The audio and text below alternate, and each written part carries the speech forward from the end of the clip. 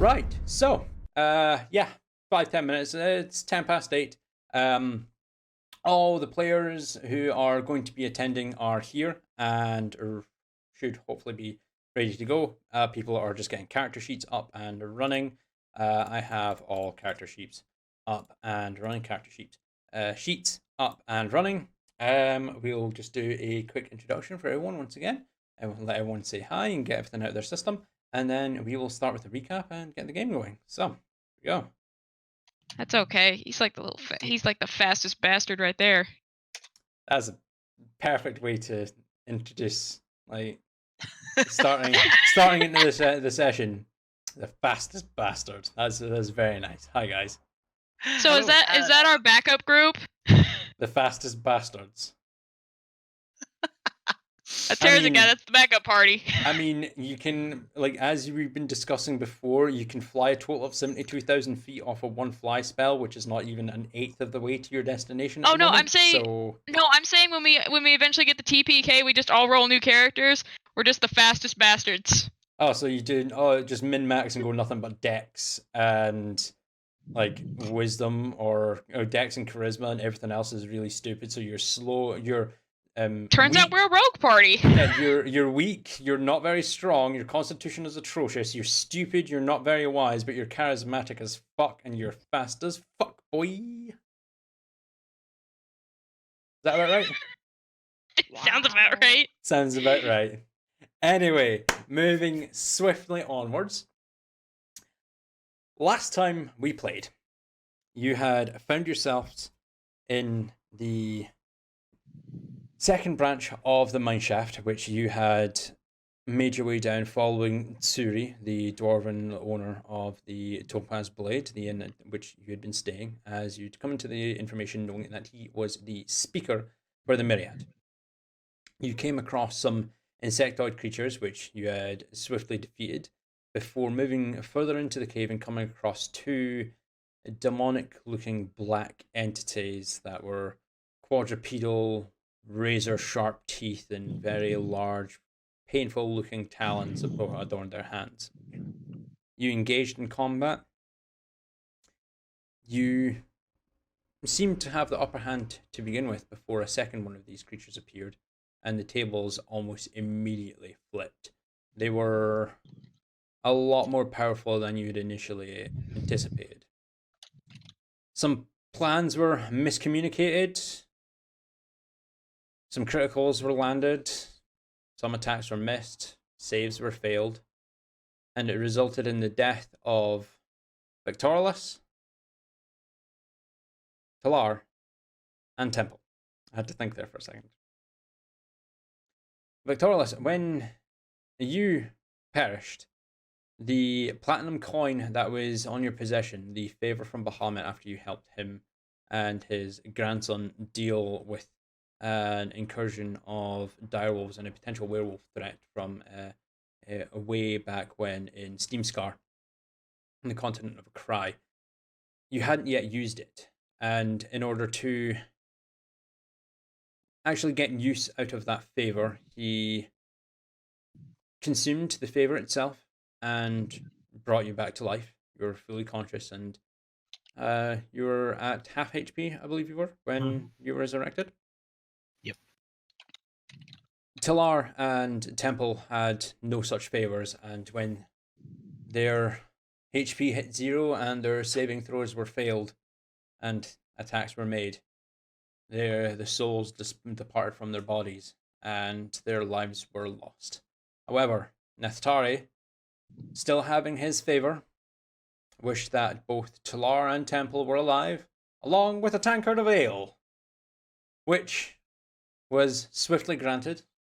Talar and Temple had been resurrected to full health, fully rested with all their spell slots back, and a full tankard of delicious ale was in your hands, Nethtari. You proceeded onwards. You proceeded onwards, deciding to take things a little bit more slowly as you did so, as you could hear the chittering sounds of the insectoids that you'd fought before moving up ahead. As you approached one of the far intersections of the cave, those of you with dark vision noticed that there were a lot of the insectoid creatures surrounding one large queen of swords off in the distance. However, the insectoids had not noticed you. You sneak past them, made your way into a wooden underground shelter of sorts where you came across Tsuri and the unmoving body of his wife. Tsuri and his wife had unfortunately had a similar run-in with the black creatures whom you were able to slay. Tsuri's wife unfortunately was lost in the battle and her soul consumed by the beast, making them a lot more stronger. Tsuri was able to infiltrate their nest, recover the body, and drag it back to their safe house. After gathering some information from Tsuri, he pointed you to an exit tunnel where there was a large ladder that you spent quite some time climbing up from this section of which was essentially the Underdark up to the surface, and you emerged to the far northeast of the Katala Swamp, far past Sylvan, where you set up camp. You took a long rest before waking up fresh in the morning. Everyone full HP, all your spell slots returned, your hit dice returned if you'd used any, ready to move on and continue the next step of your adventure. So, what would you guys like to do?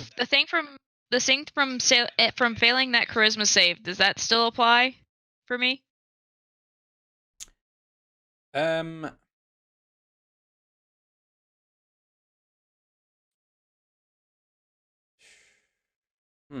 Sorry, remind me the charisma save from the. When I failed it, I actually took, I believe, necrotic damage. I'm not trying to metagame here.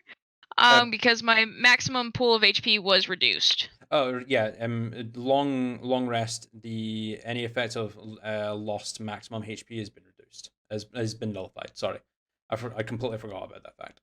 No worries. I just need to ask. It's not just necrotic damage. It's actually a home rule, like a house rule. If necrotic damage actually reduces your max HP, that was just the creature's ability. Is reducing your max HP by the damage it dealt when it's stared into your soul like fucking Ghost Rider.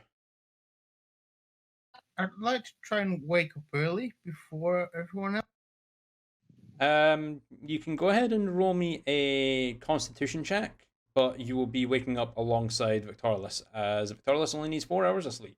So, 14. No, call high or low, please. Low. No, yeah, no. You wake up. You can see the rays of sunlight cresting over the horizon to the far east. Does it look like Vic's noticed I'm awake? Victorious, you'd noticed that Nithari has woken up alongside you.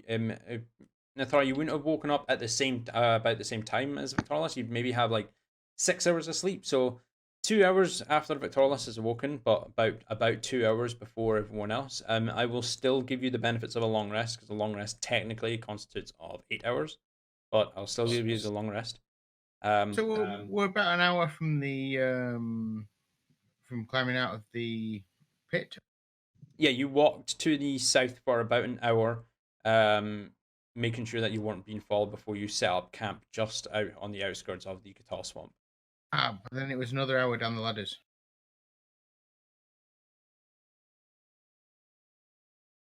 Yeah, but you traveled up the ladder for about an hour. You then traveled for another hour before you took your long rest. This was just getting into the later in the evening.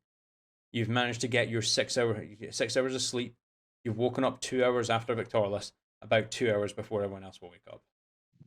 I'd like to go over to Paulina. Mm-hmm. DM, did you also did we discuss that because I'm an idiot, she had no bedroll or anything. Does she not? She does not. No, I've checked her inventory. So, if you wanna, how do you wanna rule that? There's a reason why she didn't want to stay out late. Right. Well. Well, That's fine, because I'm meditating anyway, so I don't strictly need one, so you can have mine. Oh, even when Daddy Vic's still pissed, he still cares. It's weird that you just called him Daddy right there. That's super weird. He is the party dad. Come on. Yes, but you don't call him Daddy, for the love of Christ. That is just really weird that you called him that. Well, now you're making it married. weird. You're married. You're making it weird, dude. No, I'm not. You're making it weird by saying it in the first place. Anyway, moving swiftly onwards.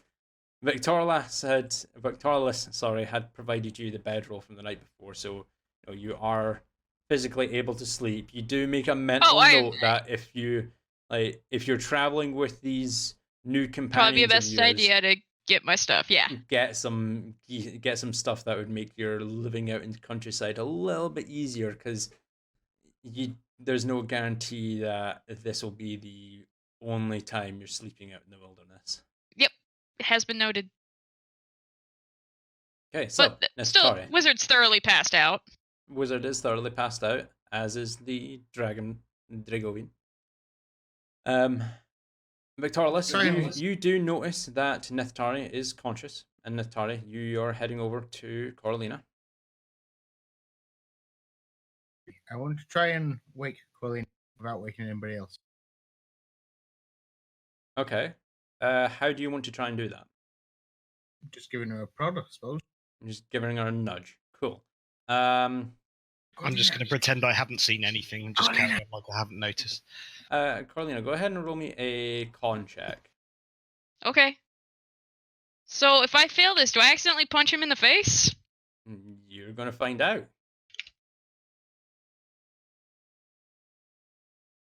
If Avery wants to work. I don't think Avery wants to work. Was that a save? No, it's on check. Ask for a check.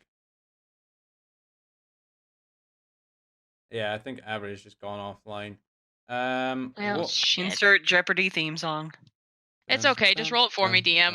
I somewhat trust your dice. And this will roll things along. I have a +3 to my con. Yeah, +3. Let's roll this. And that's 13. I'll say it takes about 5 minutes and several thorough prods in the side to finally arouse Coralina, from her sleep. Nithtari, as Coralina is kind of coming to, kind of grunting and looking around, you glance over to Talar, and Talar, you're still sound asleep at this present moment in time. Okay. Isn't morning already? Shh, be very quiet. You were with the Thieves Guild, correct? Yeah, kind of. It's a little complicated. So, do you fancy doing some thievery? About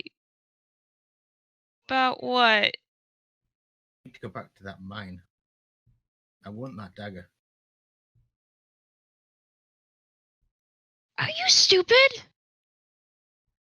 want that dagger. Do it now before everyone else gets up. They won't go for it. They've got like a moral compass or something. But well, I haven't, and you're a thief. How are you guys going about this conversation, by the way? I assume she's still whispering. Well, you guys are both whispering. Are you guys trying to be really quiet about this, or are you just? I think I'm more like matching the volume, because he met me with whispering, so I'm returning with whispering. Okay, so Nithtari, are you intending to be quiet to avoid other people hearing you? I'm trying to be quiet. Sorry. All right, go ahead and roll me. Both of you, go ahead and roll me a stealth check. Oh boy.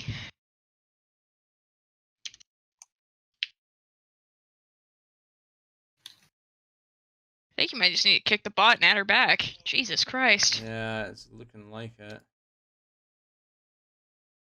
Hold on, let me quickly go here to the Avery bot and my PMs, and let me see. Yeah, it looks like the Avery bot is gone. There it goes.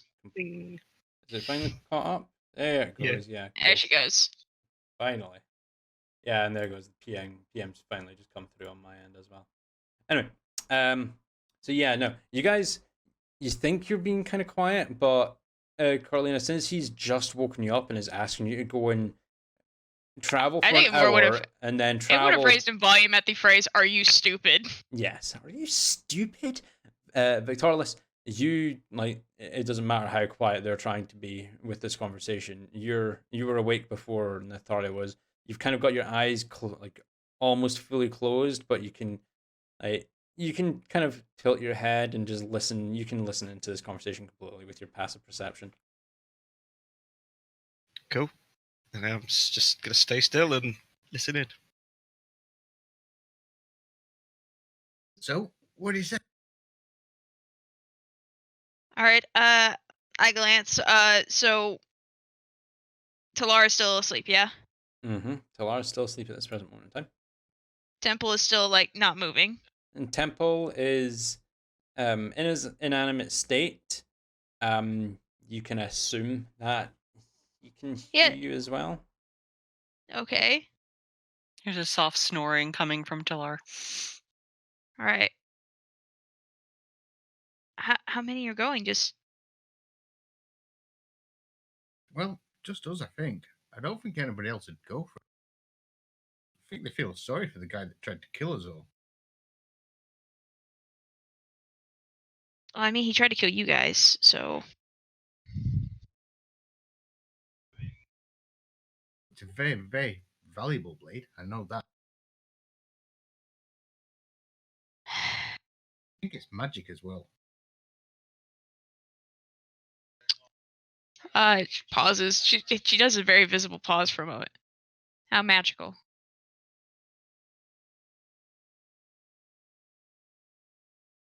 We don't have to kill him. That's why I want to take you along. You're a thief, professional. I've got passive out trace spells, invisibility, that sort of thing. Can we be back before they wake up? I could dash.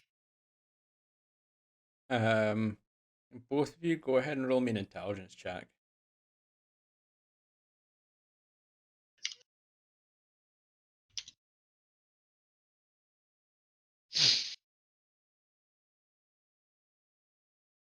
Yeah, if you're quick about it, so if you're dashing there down the ladder, you deal with Tsuri, or you are very quiet about approaching him and slipping the blade while he may still be asleep, you might be able to pinch it from him and without him noticing and make it back before anyone else wakes up.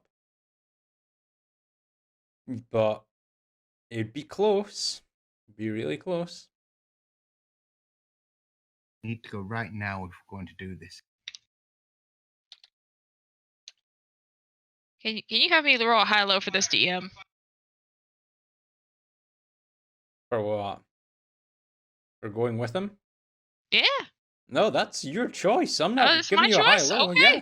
He's asking Cora. If Cora wants to do this, Cora can do this. I'm not giving you a high-low for this.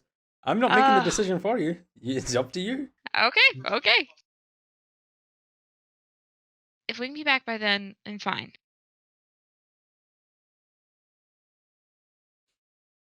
Okay. Also, if we need to run, we run. I mean, what?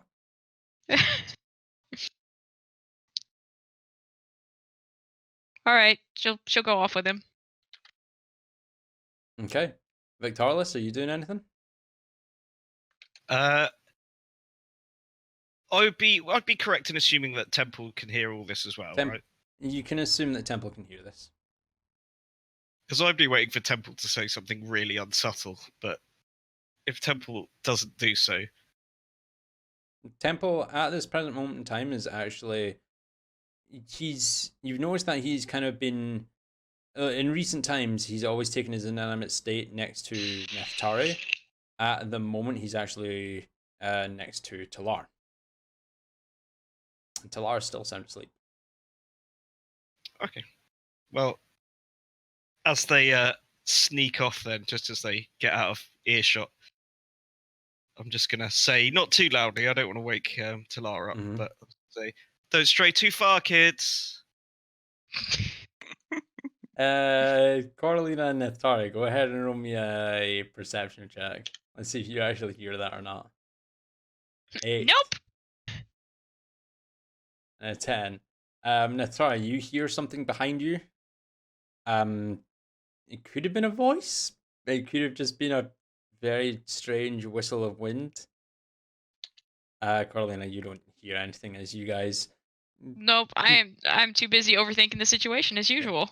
You guys immediately start booking your way back.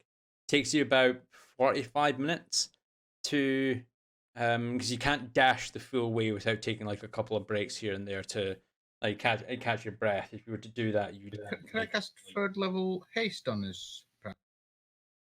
third level haste. Let me take a How look long does that and last? see here. It only lasts for a minute, doesn't matter. Yeah, it's only up to a minute. Your speed's doubled. So yeah, with it only being a minute, it wouldn't really be worth your time doing that. Yeah, like you do have to take a couple of breaks without like overexerting yourselves. It takes you about 45 minutes to like make your way back to the escape tunnel. You just have to find it as well, as it's not really a marked location. You like start dropping down the rungs of the ladder. Again, another half an hour to drop down. It's not as strenuous to climb down a ladder as it is to climb up. So it takes you about half an hour to get down. As you guys are nearing the bottom, I would like both of you to roll me stealth checks, please. Now can I cast Pass Without You Trace? may cast Pass Without a Trace if you'd like. You get a plus Ouch. 10. You get a plus 10, so that's a 17. And a 14. It's a good thing you cast Pass Without a Trace. Let's see how perceptive some people may be. Yeah, it's actually a really good thing that you cast Pass Without a Trace. You drop down. I'm assuming Neftari is first with Coralina coming up behind. Or are you going first, Coralina? Now that I actually think about it, I'm assuming you're Phrasing? going first. Yes. I'm assuming you're going first. I mean, if you want to retcon that, that's fine. Yeah, we'll see. The pen's like, already scratching, my friend. Yes, fan fiction is writing as we speak, as Coralina, the female in the dress, is above Neftari on a ladder. Thank you very much. I realized that after the fact. So no, Coralina, you're dropping first. Neftari, you drop down after. As you drop down, there's the crunch of soft stones and pebbles underfoot, and as you glance up, you can see 2 crumpled up figures on the floor. One you recognize as Tsuri, who seems to be sound asleep on the floor, and the other figure being the unmoving, dead figure of his wife. Okay, so where is it? Well stashed. I So mean, what are you guys doing? I'm asking that. Sorry, where does he usually keep it hidden? I guess, like, because I'm assuming it's not out in the open. Go ahead and roll me a perception check, Carolina. All right. 14. You can see what looks to be a dagger-sized scabbard strapped to Tsuri's hip on his side as he's laying down on his bedroll. That could be it. You'd have to draw Okay. it from the scabbard to actually see if that's the blade. So when you say he's curled up sleeping, is he like on his side? Is he a back sleeper? What? He's on his side, like almost like fetal position. Okay. Hey, does that one look like it? And I'll point to it. Looks like. I think so. I'm going to let me know if I can do this, DM. I'm going to cast Levitate on the dagger. I can do so as an air Okay. genasi. Okay, and what are you trying to do? I'm trying to just basically get the dagger out of the scabbard. Okay. Yeah. Moving very okay. slowly, very meticulously. Okay. Let's.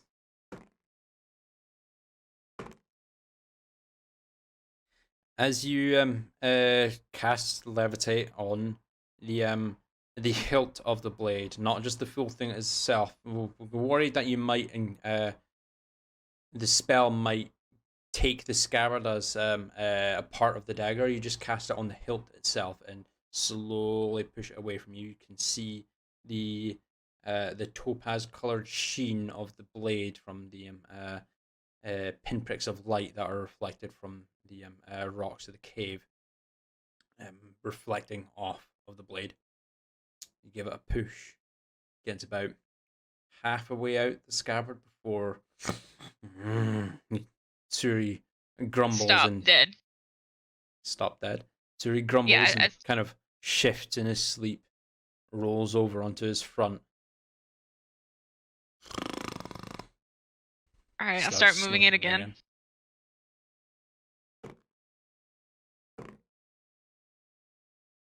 Is it still moving? It's still move- moving. Yeah. Yep. I was just rolling. Yep. You keep- I will you bring it back just to myself. Well, it's you keep shifting. The Yep, blade. it's shifting. You just hear the ting as the tip of the blade finally comes free from the scabbard. There's a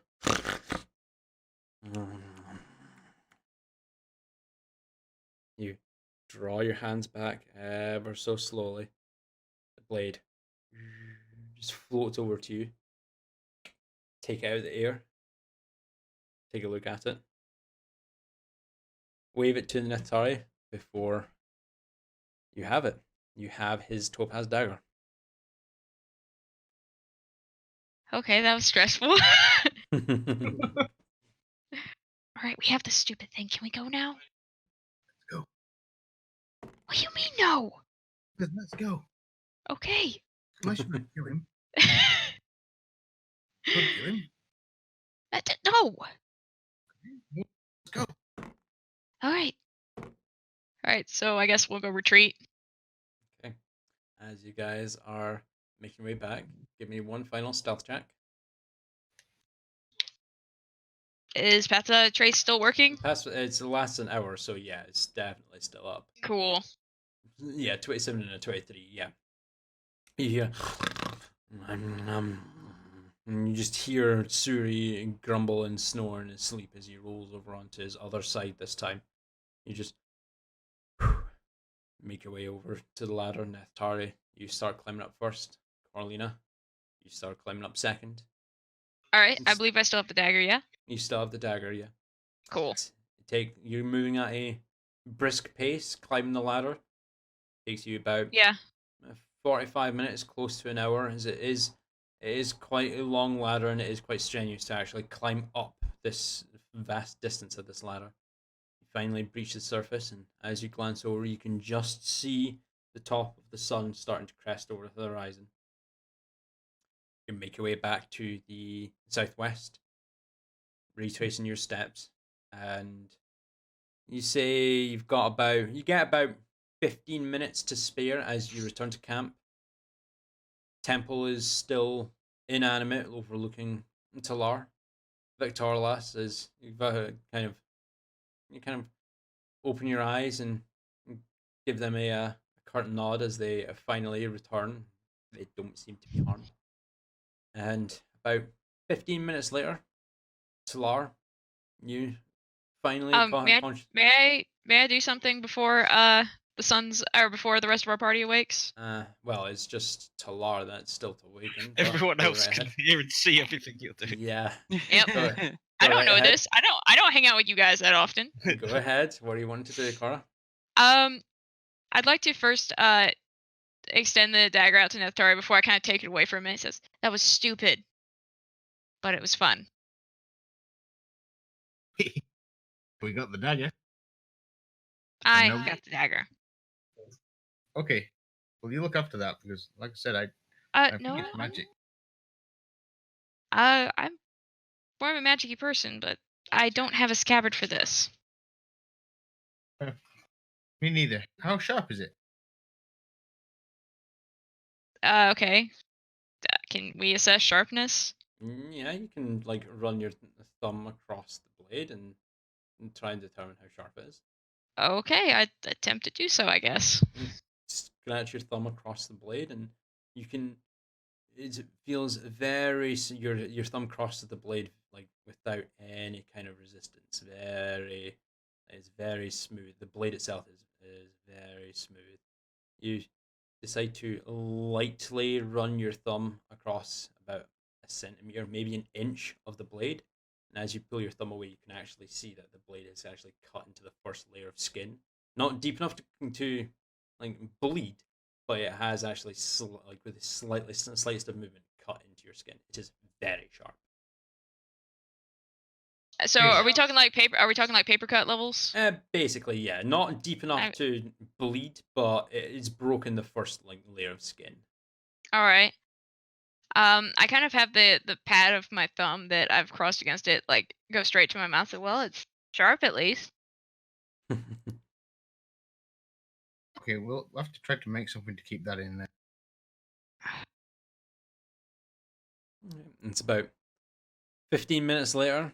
The sun is now almost fully cresting over the horizon. Well, you hang on to it. It's not going to fit in my bag.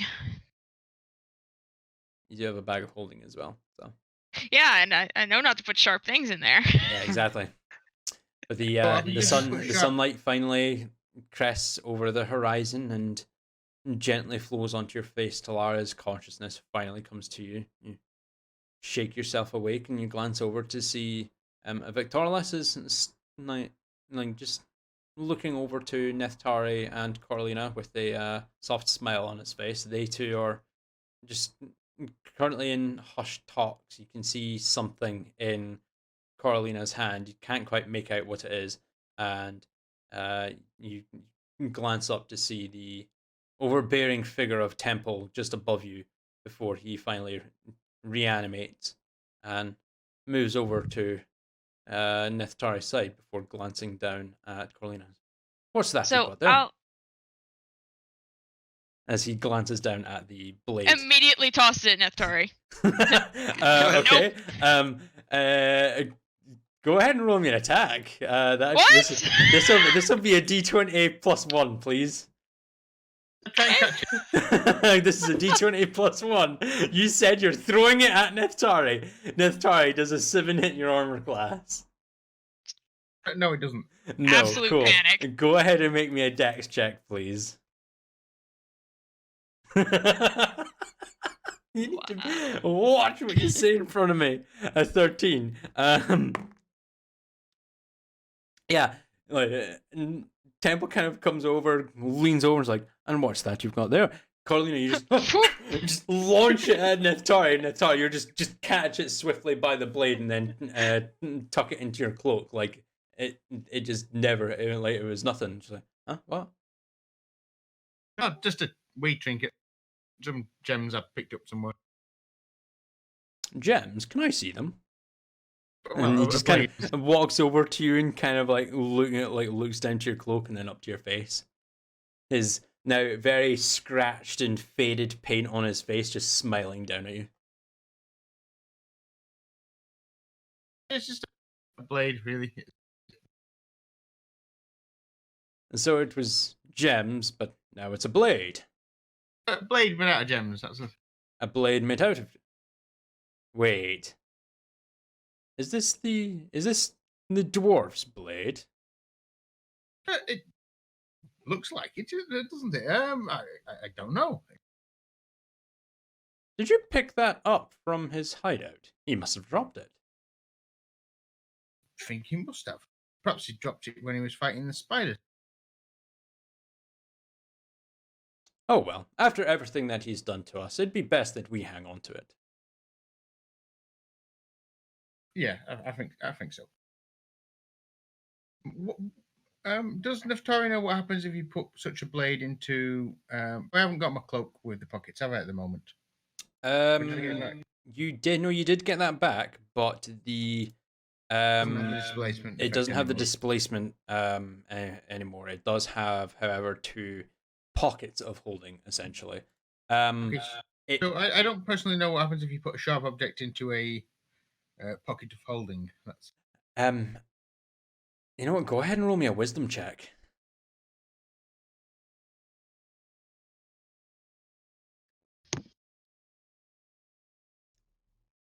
Tara's You not very have wise. no idea.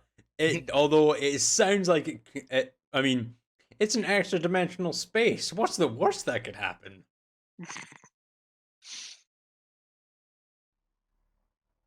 Okay. I'm gonna quietly put it in my pocket. Okay. Are you doing hilt first or blade first?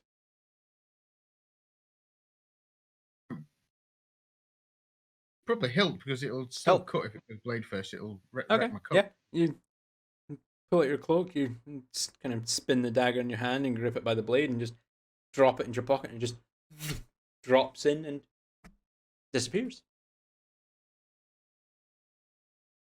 Okay, so what's for breakfast?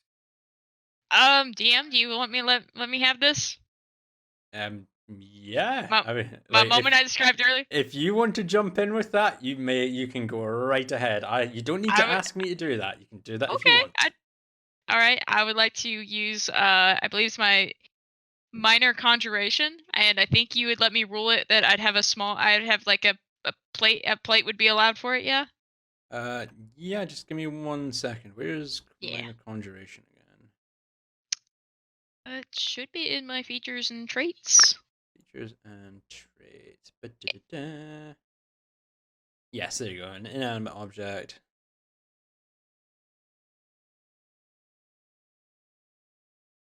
Yeah, no, yeah. I remember that now. Yeah, you can go right ahead and do so. I'm not going to stop All you. right. All right. DM, answer me this: sweet or savory? Sweet. Always sweet. Sweet tastes better than savory. All right. It is stacked almost like to the point of falling off. Is pastries. So as you I'm kind really of, sorry about almost like unintentionally killing everyone. So I made pastries.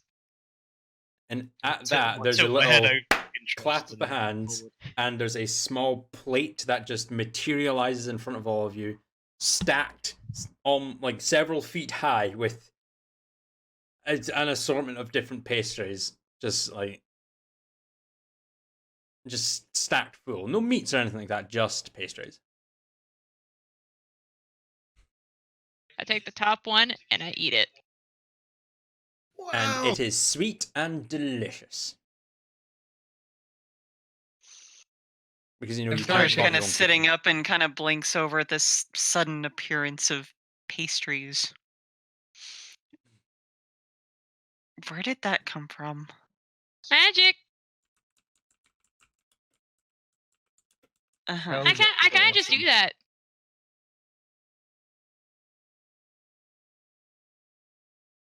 I took him the pastries. Let us know tomorrow.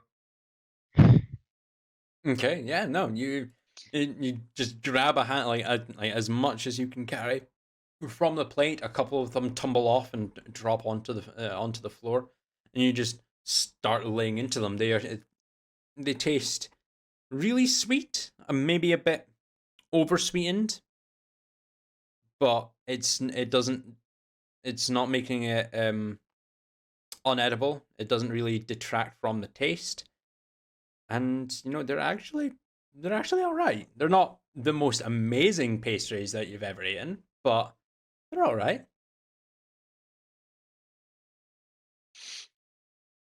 And Talar's looking a little skeptical, but after watching Nathari kind of gobble into his and watching Coralino eat hers, she kind of reaches over and takes one, sniffs at it, and takes a small bite of one. I will say if there are any jam inserts in there, it's all blueberry. Of course, it's blueberry. I know. Yeah. As you take your first little bite to test it again, quite sweet, maybe a little over sweetened, but it's not. It's not disgusting as far as you can tell. They're not poisoned, so they're actually quite pleasant pastries. Not what you would normally eat for breakfast, but they're there and they're just conjured out of thin air. So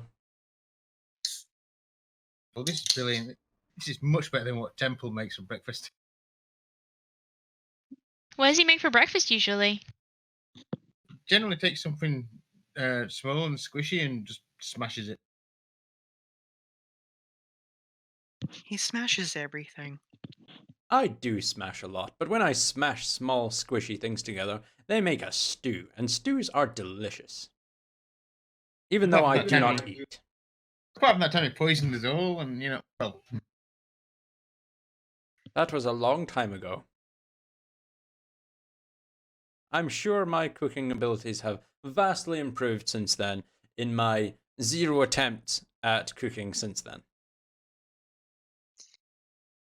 well, you don't have to cook much to impress me. A bit of a dead animal's You fine. have licked brains, Neftari, that will not surprise me.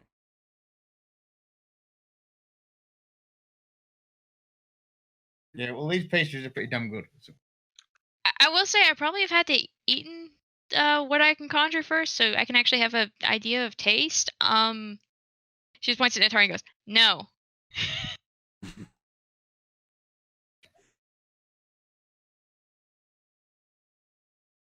Okay.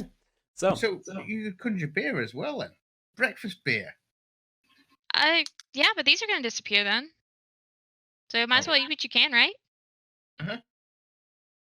Victorless, are you joining in on eating the pastries, or are you still? I'm gathering up my things and making ready to hit the road. I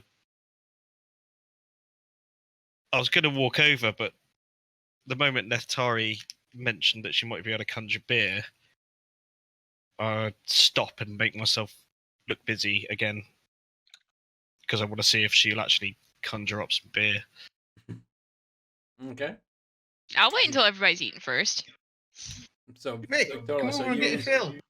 Are you going to go and get something to eat first, or are you just going to pass for No, I'm not partaking of the pastries. Just gonna, I'll eat whatever rations I've got now? and Okay. make myself. Neftari, as you kind of gesture Vic over to grab some of the pastries, you see him pull out a ration of dried meats and berries from his pack and just starts to eat on that instead of the pastries. Once everyone has had their fill, yeah, it's just there's no rest in between, so you you can go ahead and cast minor conjuration again. All right. Cora? And did we figure out the weight of a bottle of this? Because are you assuming like handle size? Are you assuming? We were thinking like wine bottle or beer bottle size wasn't going to be like 10 pounds. So. Oh Like, yeah. you Okay. could conjure, So like if you're wanting like I a think bottle of beer. from what Cora has previously tasted, alcohol wise, she's probably got some in the same bottle of the same amber liquid that she tried in the inn. Okay. The stuff that you got absolutely shit faced on. Yes. That was the most recent memory. that was the Dragonborn whiskey, wasn't it? It was. Okay. So it's only one bottle at a time because it is a single inanimate object. So you conjure. But it's 10 pounds. But it's 10 pounds worth of a bottle. Yeah, it's 10 pounds of a bottle. You conjure it in place, you pick it up, and you can feel the liquid swirling inside. You have alcohol for breakfast. Awesome. I can't make glasses. So, is this like a cantrip, or what level of spell is this? This is amazing. Oh, this is child's play in the School of Conjuration. But you can do this as much as you want. Basically. Coralina, I think you just made a new best friend. Oh my god. You met a husband.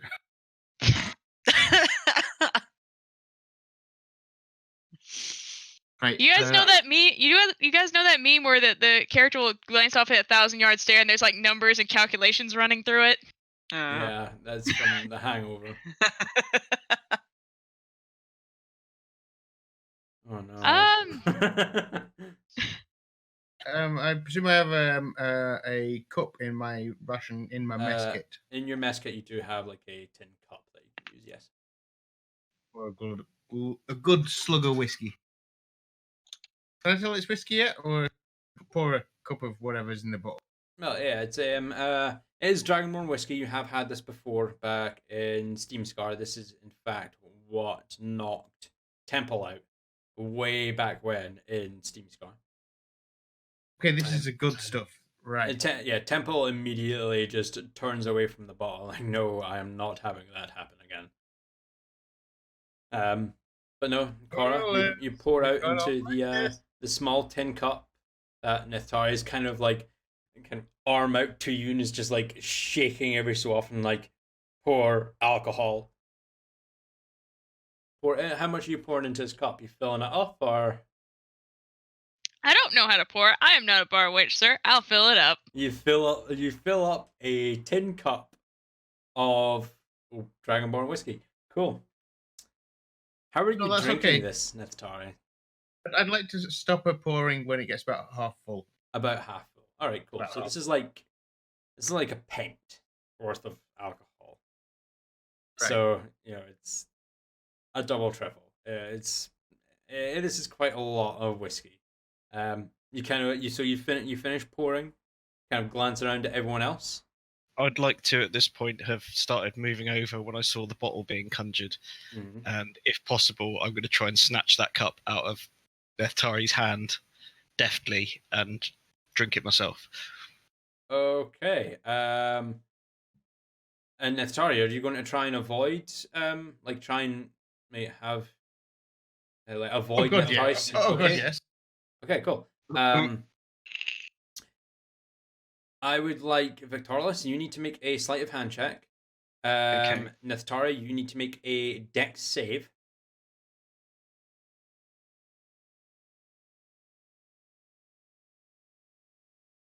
Okay, cool. And I need to make one more dex save. Actually, no, just a dex check, please, Neftari. As Victorless, you're surprisingly just a little too slow to snatch the cup out of Neftari's hand as he kind of lifts it away from you. And Neftari, you're well adept into handling alcohol in a cup. You very quickly raise your hand and you're able to adjust the flow of liquid so that not a single drop drops from the cup as you lower it down to your lips and start drinking right in front of Victorless as he tried to snatch your cup from you. I take a good swig and then I pass it to Rick. I give him a big old grin. I mean, I still have the rest of this bottle. You want your own? I kind of just shake the bottle a little bit. Certainly a bit more like it. Okay, yeah, I'll just take the bottle and I'll take a big gulp out of the bottle. We're just in awe that you could conjure this bottle. Oh my God. Yeah, you just kind of grab the bottle from Coralina's hands, not too violently, but eagerly. Eagerly. It's a bit of a snatch, not angry or anything like that, but you kind of snatch the bottle from her and just start glugging from this fucking bottle. How many gulps are you taking, Victorless, from this bottle? I'm going to take 3 good gulps. 3 good gulps? Cool. Go ahead and roll me a con save. Talar's just kind of sitting back watching all of this and munching on a second pastry. Actually, the pastries are all gone at this time. Oh, okay. The moment she conjured the bottle, the pastries vanish, unfortunately. Oh, okay. Well, con save of licking her fingers. 14. It burns like fuck, but you are able to keep it down. It's more like it. Okay. Today is going to be a good day. And what I want to do is head off and see if I can see how far we are in the morning light from Stilben, if we're going to head back that way, to see if I can find a vantage point to judge how far we are. Yeah, you're just perched next to a not a extremely high, but it is a bit of a hill which you can ascend. It takes you about 10 minutes to get up there, and as you glance over, you can just see what looks to be Stilben way, way off in the distance. You're going to have to traverse through the Catal swamp, or like around the Catal Bay to get back to Stilben. It looks to be at least a day, maybe 2 of travel if you come across any issues. Okay. I'm just up on the hill, taking in the view. Okay. What are the rest of you guys doing? Did Vic take the bottle with him? I would assume so, unless yeah, you I took the bottle with me. unless you pass Okay. it back. So yeah, no, like Victoria, Lesson- Victorious is just lesson like Just learned. walked off with it. yeah, Victorious has Lesson just learned, when walked you off. almost kill the party, whiskey and pastries is the answer. Right. Almost you killed know, the party is debatable. Oh, unintentionally. you can Almost conjure that unintentional. whiskey whenever you want. You know, if we ever get into a fight, conjure a bottle of that, and it's really good if you lob it towards fire. So here's the thing, I'd be worried if you went to go chase it. No, if it's on fire, I won't. Fair enough. But I guess I'll have to figure out a new strategy other than like collateral damage. And you could also just feed it to your enemies, and tends to knock most people out. They drink too much. You can conjure like anything. Anything? Within reason. Can't be alive. Usually no bigger than like 3 feet, and I can't conjure anything more than about 10 pounds or so. Okay. But you can do it at any time you want. You could right now conjure a chair. Yeah, but Vic might be mad if the bottle goes missing. Yeah. And how long does it last? Does it disappear, or is it, once About an it's hour. So am I going to be hungry again in an hour when the pastries disappear?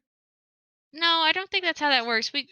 My siblings and I ran a few experiments on that. You still keep satisfied. Huh. Or drunk for that matter. I wasn't thinking that.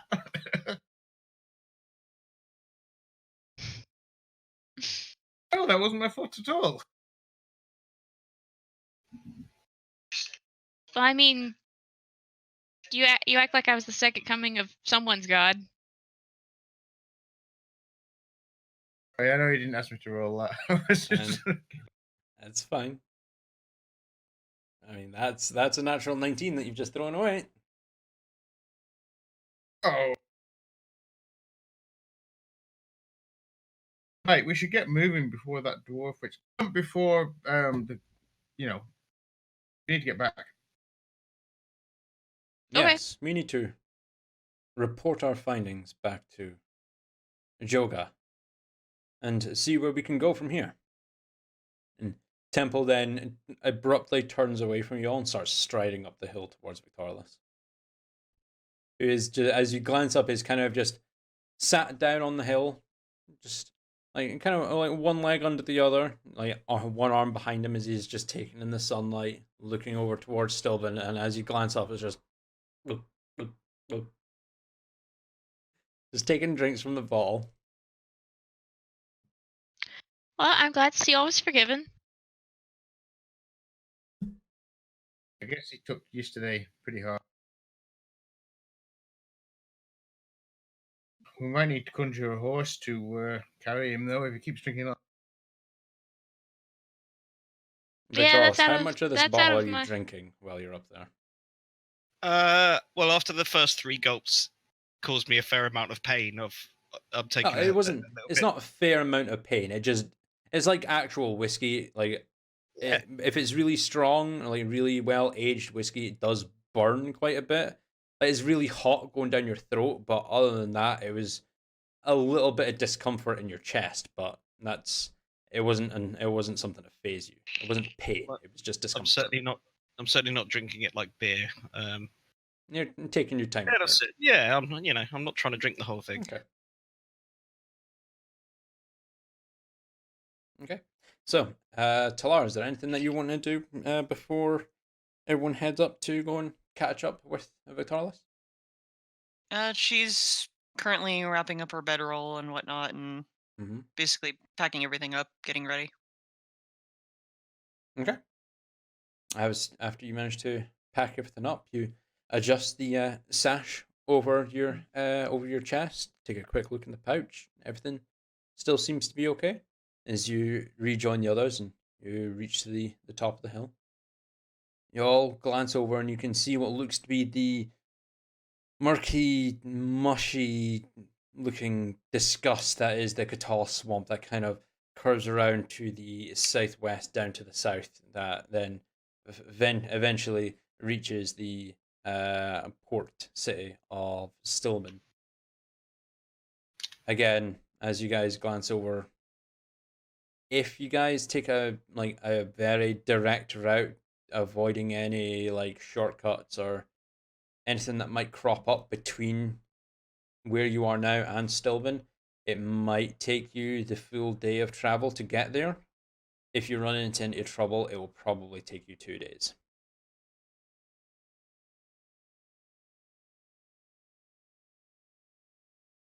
Well, looks like a day's travel. Hope everyone's well rested. Yeah, do you really fancy crossing the swamp? Well, not if. Wouldn't be my preference. Don't see any other way. Yeah, Victoria, as you glance around, you see to your immediate west nothing but rolling peaks of mountains, of the summit peaks that head up to the far north for what looks to be maybe 50 to 100 miles. You would then you wouldn't be able to cross over them. You would have to go around them, and then from there you don't know how long it would take to get you down south to get around that range to then get back to Stillman. That could be weeks of travel. We've got a nice soggy wet swamp where, people could sink or get eaten by crocodiles and things, or we've got weeks to go around those peaks. Which could potentially be about the same amount of danger either way. Or we could go back through the tunnel with the horrible spider creatures and. I would rather not go back through there. No, me neither. I'm just looking at this swamp and I'm thinking only an idiot would try to cross a swamp.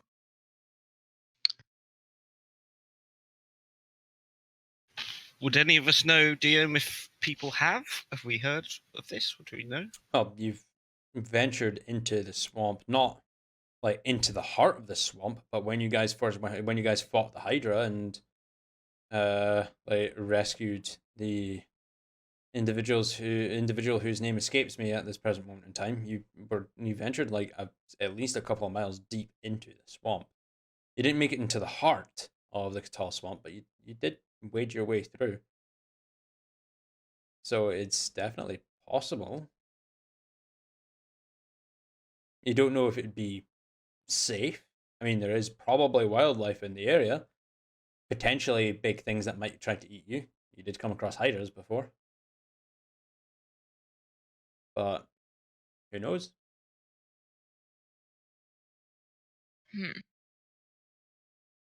We could try to make a boat and sail up the coast, maybe. I mean, Make a boat. Anyone A skilled canoe. in boat building? Oh, but I don't know, hollow out a tree trunk or something. Okay, through the swamp. I've always felt a little more secure on land, even if it is squishy land. I don't think horses will travel through a swamp. They'll just get stuck. Their hooves are small and thin and not meant for swamps. We need some sort of swamp camel. But there's no they such they thing. have those here. I've never seen one. Perhaps there's some in the swamp we could find.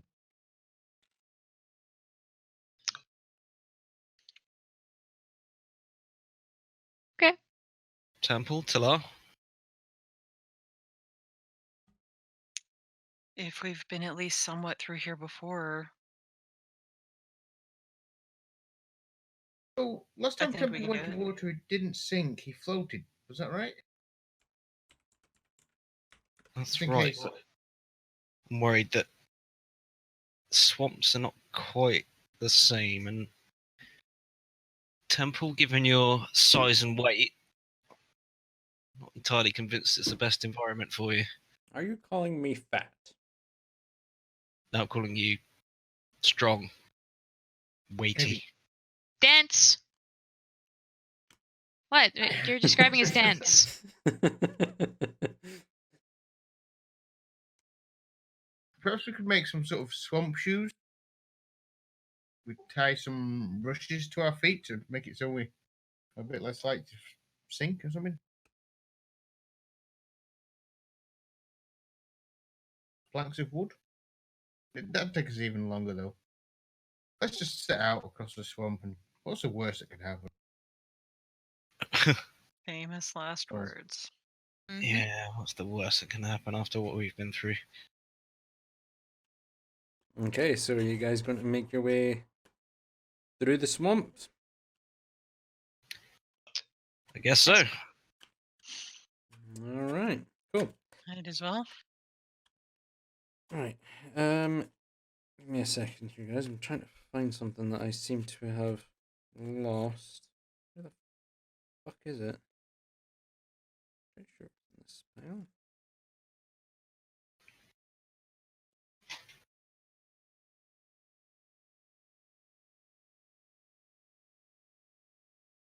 I seem to have lost it. Shit. Talar, was it right in thinking you could fly?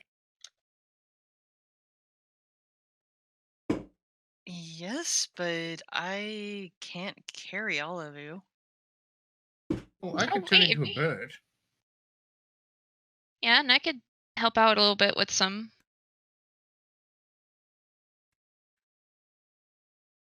If we want to attempt to fly over at least a good portion of it. If it gets no, Frequent breaks would be required. Yeah, it's about right for mine as well. if it gets too bad that we can hardly progress because it's too muddy or there's lots of pools of water and sinking bits, we could fly. I mean, Can anyone carry Temple? Go ahead and roll me an intelligence check, please, Victorless. As you kind of glance over to Temple and then glance over to all of your companions. 11. Yeah, like it doesn't take much. As you glance over your companions and to Temple, like with the large form that is Temple, you don't think any of your companions would be able to carry Temple, like from flying anyway. There is a possibility of potentially having him like ride a mount if it was able to take his weight, but carry, no, definitely not. Are we just looking to like carry him in general, or like are we still doing the flying idea, or no?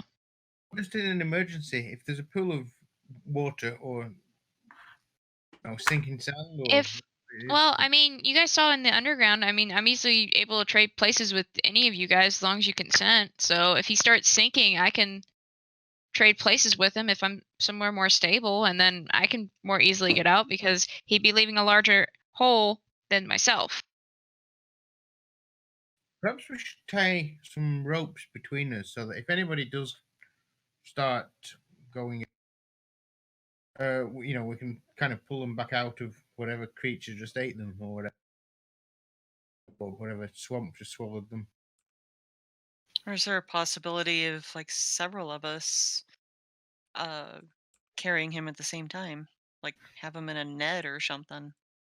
DM, with my natural explorer ability and one of my environments being swamp, would I be able to identify quite easily areas of potential hazard.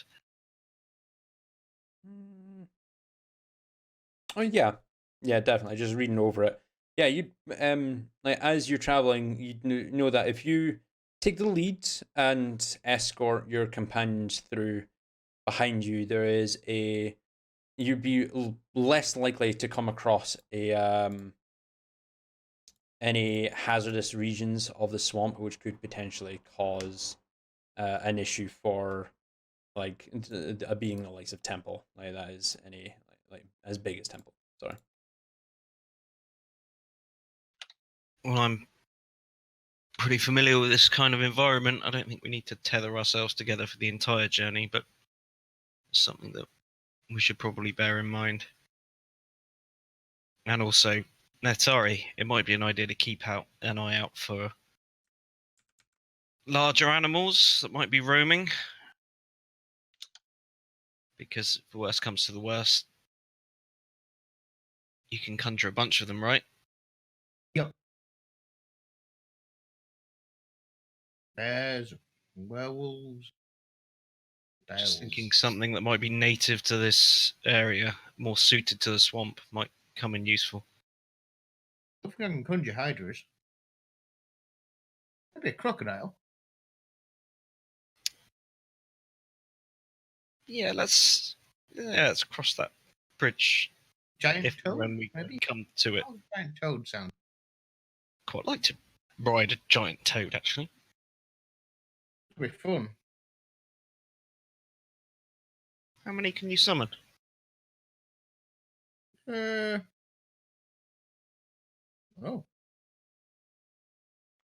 Let me take a look here. Conjure animals. How big is a giant toad anyway? it's, category 1 Let me size. take a one, look but here. Giant toad is a large. CR1. CR1 is a at level beast. Yeah. 3.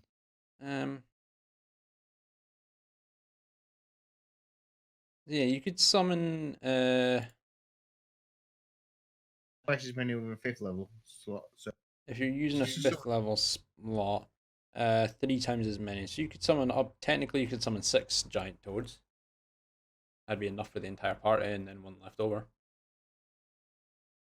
twice as many with a 5th level and 3 as many with a 7th level. I don't have any 7th level. Wait, is it? slots. Sorry, did I misread that then? Twice Oh yeah, as many sorry, with twice 5th as level. many. Yeah, so it would be 4. Sorry, so not enough for the entire party. But you do have your wild shape, so you could potentially shift into something that would make the others traveling on these giant toads. Hey, just for fun. Who wants to ride the Toad Express? And before you do that, though, can you quickly go ahead and roll me an intelligence check, please, Natari, as you can just quickly glance over to Temple.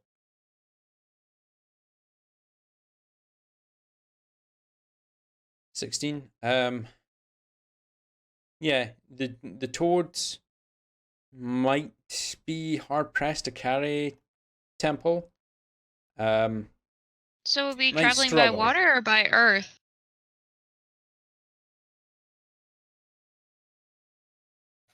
Assume they're is- going to hop over the top of the swamp, aren't they?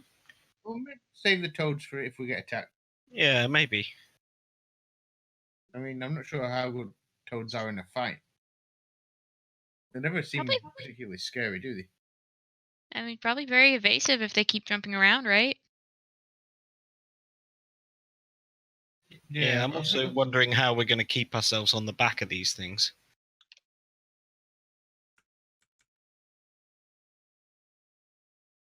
Yeah, maybe we'll park that one, Neftari.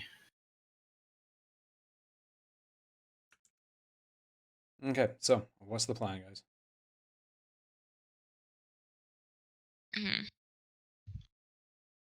Well, let's get moving and see what we see, I guess. Okay. Okay, so as you guys are heading out, You guys are just walking down, no like mounts or anything like that? And No, not for now. I'll scout up front and check the path. Seems to be clear and safe for everyone to walk on. I'll follow a little bit behind Victralis. Okay, cool. You travel for it seems to be about 5 hours.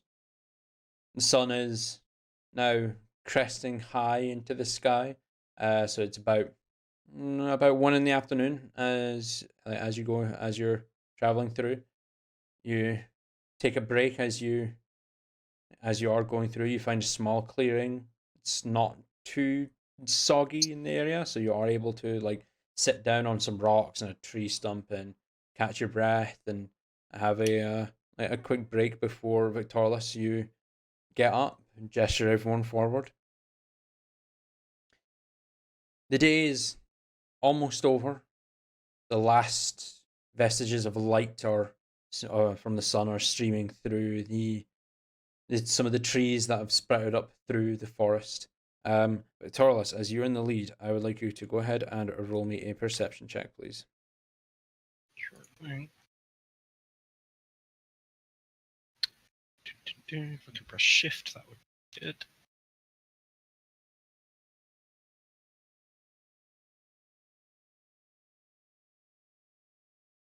It's a natural one. That is a natural one, even if your proficiency is doubled for being in your favored terrain.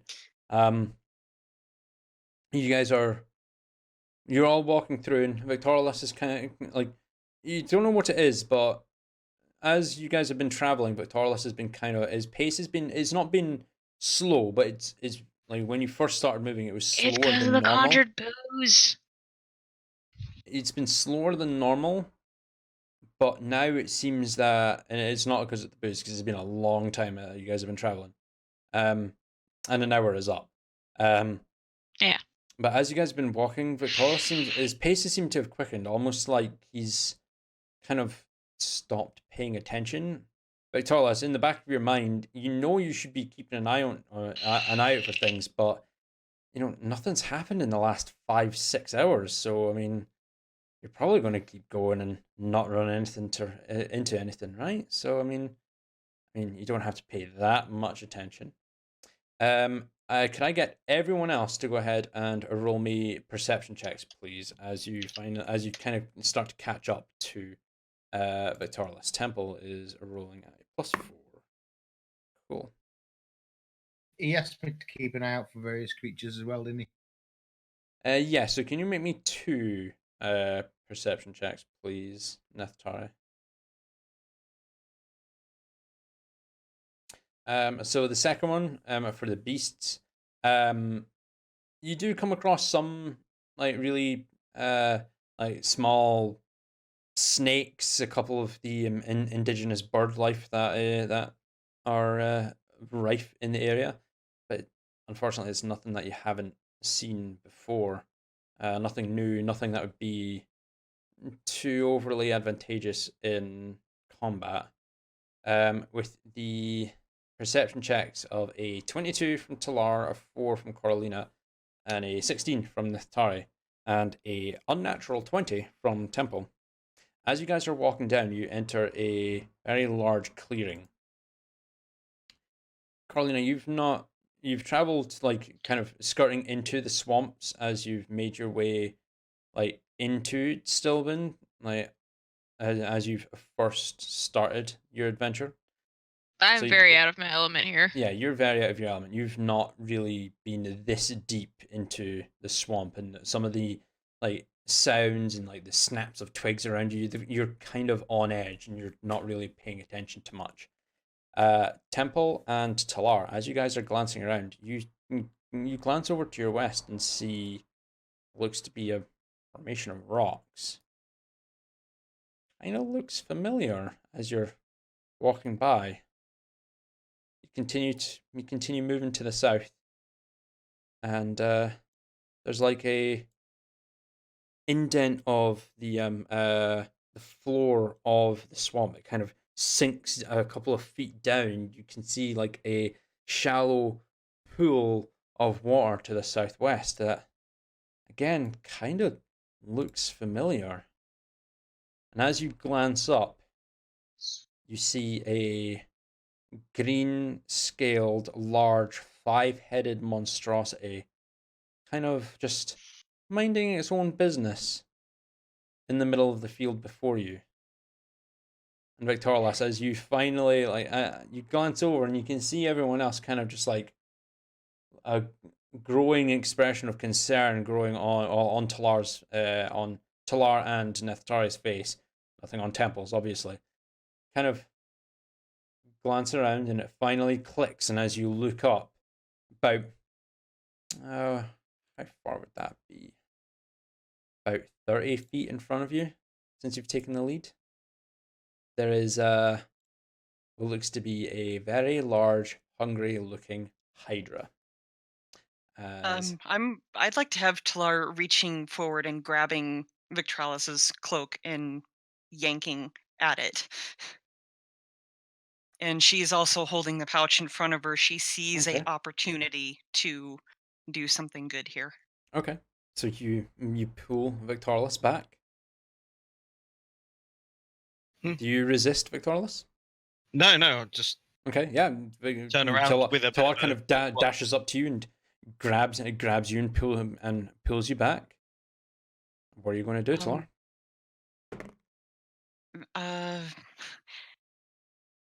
Victralis, do you see this? And she's pointing over towards the Hydra.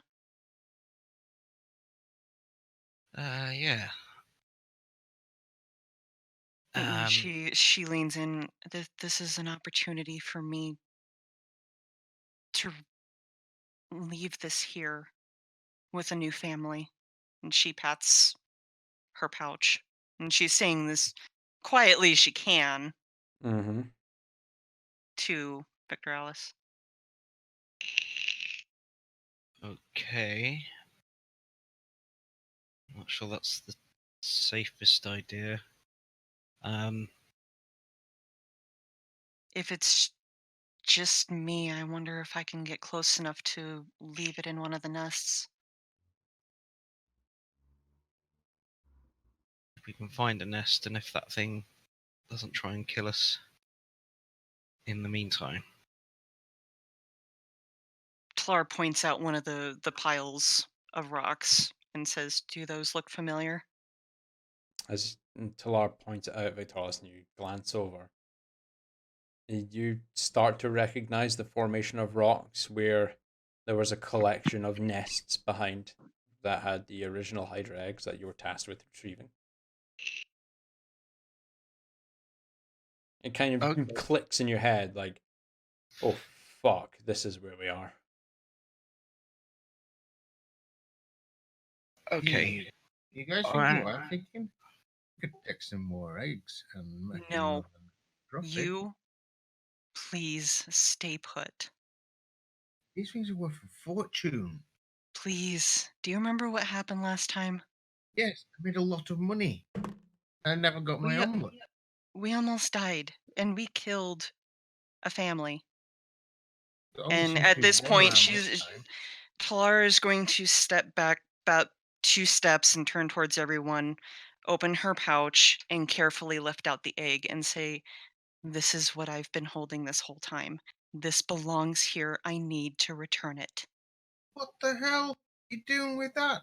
As you pull out the egg, you almost hear a just a abrupt, sudden gust of wind behind you, followed by 4 more. As you glance over your shoulder, you see the Hydra, all 5 of its heads, have just latched on and are making eye contact with each and every one. Individually, one head is glancing at each one of you as they all start to hiss, and it takes one single step towards you. Oh boy. Well, Just there goes my plan. don't move. Let me do this, please. And if we make the first move, we stand a better chance of killing it. No. We already killed the other's parents. We can't keep killing Why not? because it's not right. I love that reaction. Why not? I'm begging you all to stay here. If something happens bad, then come help. But otherwise, please don't move. Tried yesterday to be nice to a creature, and I nearly got killed. Remember it? I went in there. Nice spiders. We're not gonna hurt you. They stabbed me repeatedly. They bit me. They're gonna carry At me least off to feed to their They young. weren't technically spiders. You hear Whatever they were a lot less scary than this thing. as you glance over your shoulder, the Hydra, all 5 heads are still kind of shifting between looking at each of you, and a one head just kind of lowers down. And you see as it just hisses at you threateningly. It's not seeming too aggressive at the moment, but So it what did it is. say?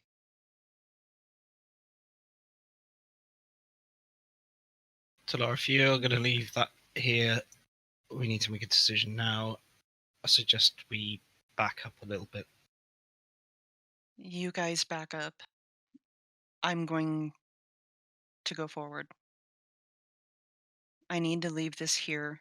I've been protecting this egg this long. I need to give it a chance with its own kind. I'm just asking you guys to stay here. Don't make any sudden movements. Please. Okay, well, stop And with here that, watch you get eaten. she's going to turn around very slowly Mhm, and face the Hydra. She's going to keep her wings inwards towards her mhm, and her head kind of bowed down a little bit as she's going to take one very slow step towards the Hydra mhm. with the egg in front of her.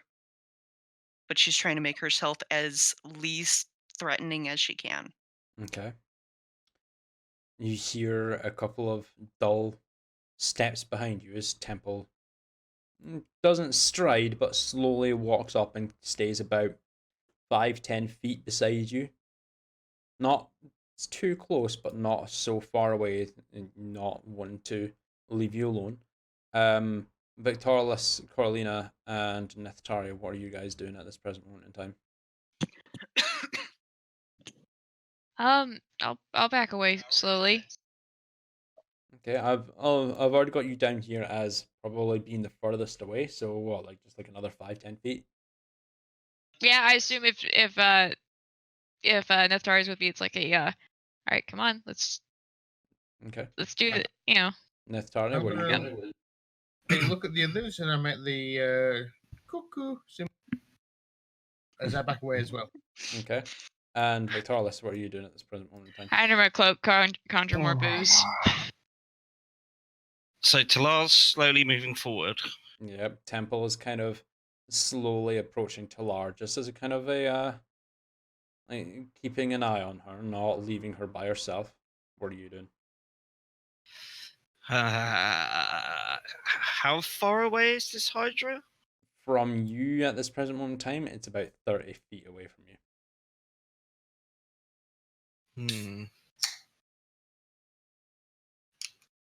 Yeah, I'm gonna stick with Temple and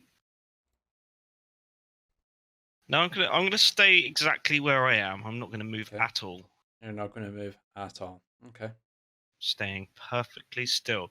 If I have a minute, I don't know whether I'll have enough time, but what I'd like to do is use my hide in plain sight and essentially camouflage myself into either a tree or a boulder or something nearby. Don't know whether I have time, but Hold on, let me just take a look here. Hide in plain sight. I mean, you could try. The Hydra's all 5 heads seem to be focused on Talar at the moment. So you could most certainly try to. Go ahead and roll me a performance check. Let's see how good you are at like kind of mucking yourself up and camouflaging you on the ground. Not very good. 6.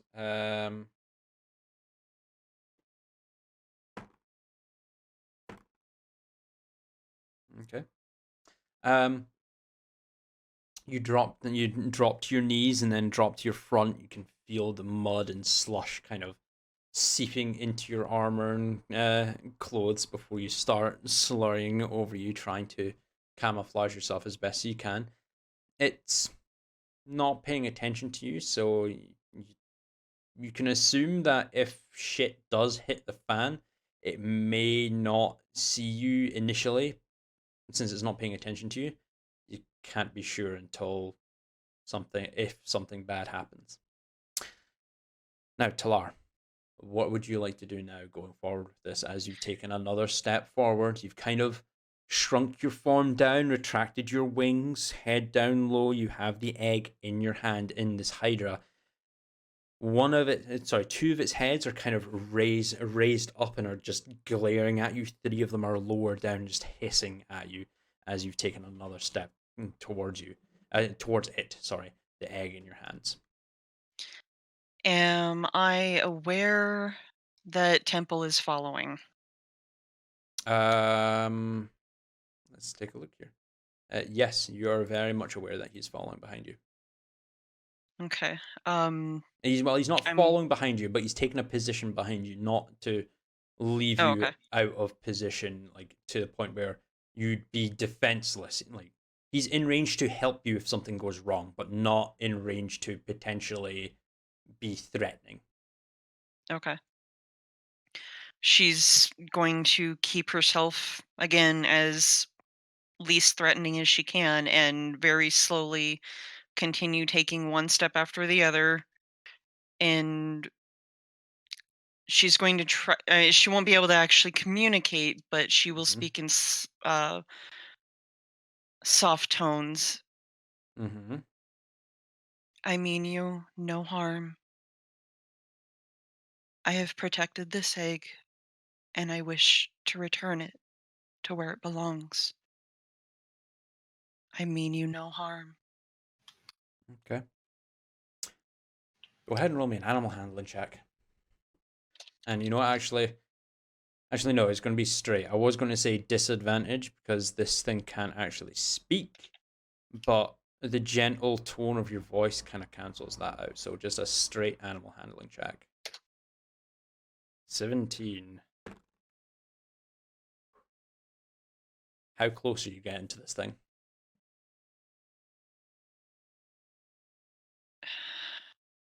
At the present moment in time, Probably. with what you've said to me, you are currently 15 feet away from it. You take another few Okay. steps from it, as you can think back from your last fight with the parents of this egg, or what you can assume to be the parents of this egg. If you take another step forward, you will be in its range for it to attack you.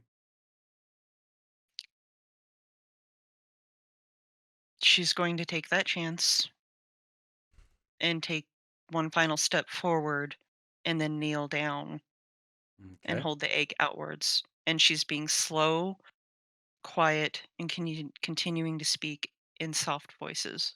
Okay. You guys all watch over Talar as she kneels down, kind of bows her head, and slowly lifts the egg up towards the Hydra. The centralmost head kind of very slowly drops down. Talar, you just hear as the Hydra smells the egg, very gently clasps onto the egg and takes it from your hand. The other 4 heads just hiss at you. 2 of the heads look over to the right for just a brief moment before it starts to walk away to your southwest and then slinks into the slurry of the lower plate of the swamp and disappears out of your line of sight. I need you all to roll me hand- perception checks right now.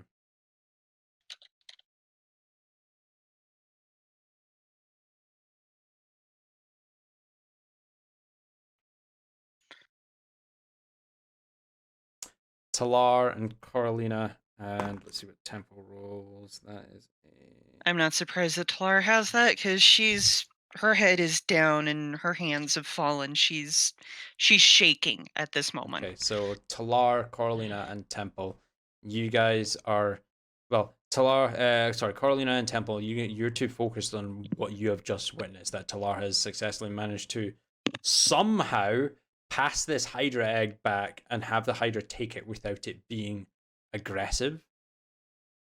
Neftari and Victorilas, you're a bit more alert as you kind of glance over to the side, and from the tree line you see another set of heads emerge from the trees and slowly start to walk towards you. I don't suppose you've got another egg to give that. At that, would I hear that and As- become aware? As like when Neftari mentions that, the three of you now become aware that a second Hydra has now emerged from the tree line to your northeast and is slowly approaching you. Talar's going to look over at it, look back at the group, and say in a calm voice, "Everyone back away slowly." And she herself is going to stand up slowly and slowly move back. Again, she's keeping herself small, non-threatening. You do so. I'll say for this, like, because the way that you're watching the Hydra move, it's moving from the northeast to the southwest, like in the same direction that the other one went. I'll say that you kind of shift over to your east to open up the like the pathway. Everyone else, what are you doing? Cast invisibility. Enough level to try and get everyone. Oh, what level is that at? You were wanting to do it at? Fifth level, I get +3. Fifth level is 3 additional targets plus yourself, so that'd be 4. It is touch range, so you would need to be able to physically touch everyone. I won't be able to do everyone anyway. But Vic is already kind of disguised as a tree. But he's just like at the moment, like as you kind of glance over, you can see what looks to be a mound of, like I'm an doing oddly my best shapen Arnold mound. Schwarzenegger in Predator impression. Yeah, basically, but it's just a mound of oddly shapen muck and dirt and stones where Victorilas had dropped to. You can assume that would be him. You're not 100% sure. For the sake of brevity, I will say that you are able to take a step back and manage to put a hand on Carolina, so you'd be able to cast your invisibility at 3rd level instead of 2nd to make the two of you invisible. But Temple, at the moment, Temple is a good 25 feet away from you, so you wouldn't be able to get Temple. And Talar was- Talar's also pretty far away, too. Oh yeah, Talar's like a solid 40 feet away from you, 40, 50 feet away from you. 3rd level. All right, cool. Carolina, you feel as Nithari kind of like reaches back and manages to actually grab onto your hand, and like after a brief moment, his form just seems to just fade out of existence. You can still feel him holding onto your hand, and as you glance down, there's nothing there. You've gone completely. You notice he's cast invisibility on the both of you. You are now both completely invisible. Okay. Um, Don't worry, that's just RP flavor for me. Don't worry. Okay, cool. Temple kind of listening to what you say, Talar. I hope you know what you're doing, as he slowly makes his way over to you, Talar. Victorilas, I need you to call higher low here, please. Low. Oh, shit. That was off the table, off the tray. Low. Damn. As you kind of like, you're not able to look around really as you've done your like your camouflage, your hide in plain sight. You're kind of just keeping your head down low, not letting the sun reflect off your eyes and give your position away. And you just hear a as these footsteps are going louder and louder and getting really close to you. I need you to roll me a dex save, please.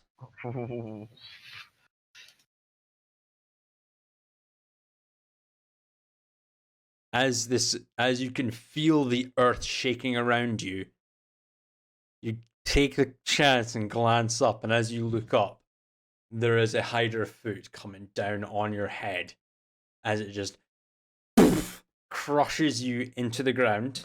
You take 7 points of bludgeoning damage as the Hydra manages to step on you. Mm-hmm.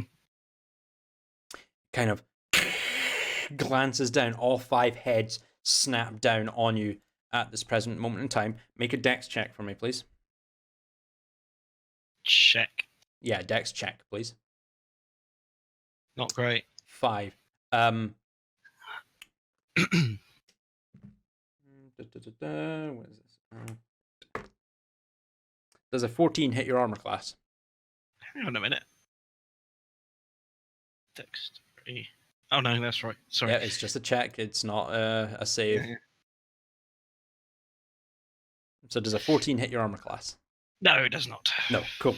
As you're struggling to get up after just being stood on, and you kind of roll over your side. You roll over a few times. You manage to get away from the Hydra as one of its heads just snaps down at where you are just located, trying to bite you, missing you, fortunately. As we drag you over here to a fresh new screen. Well, an old screen, really. As I would like everyone to go ahead and roll initiative. Dun, dun, dun. So Temple is a +2. So that is Apopia Podpo Aslama. Hydra is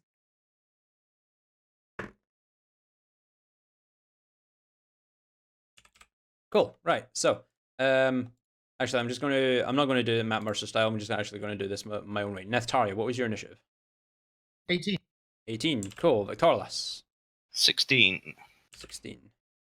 Victorlas. I keep forgetting that. Carlina. 4, I'm terrified. 4. Talar. 10. 10. Okay. And sort. There we go. So, top of initiative. The Hydra is extremely angry and hissing down at Victorlas and has just snapped at him. Nethtaria, it's your turn. What would you like to do? Okay, since we're both invisible, this doesn't really concern. Oh, I better do something, don't I? I want to try and distract the creature, I think. Okay. How do you want to do that? No, how are we? Have we got a map or not? We have got a Yeah, map. you should be on. If you're on roll 20, then yeah. All right, yep. Should be Here there. we go.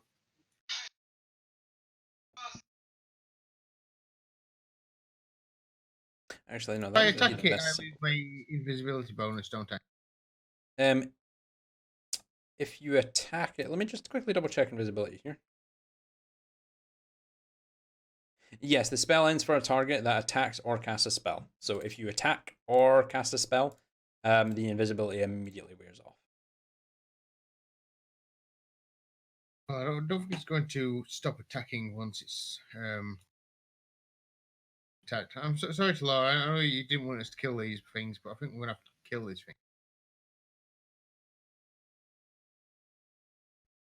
Can perhaps speak with animals. Talk to it. They're fairly intelligent creatures, aren't they? You've come across these creatures before. No, Just not really. murderous, They're really. very, very primal, very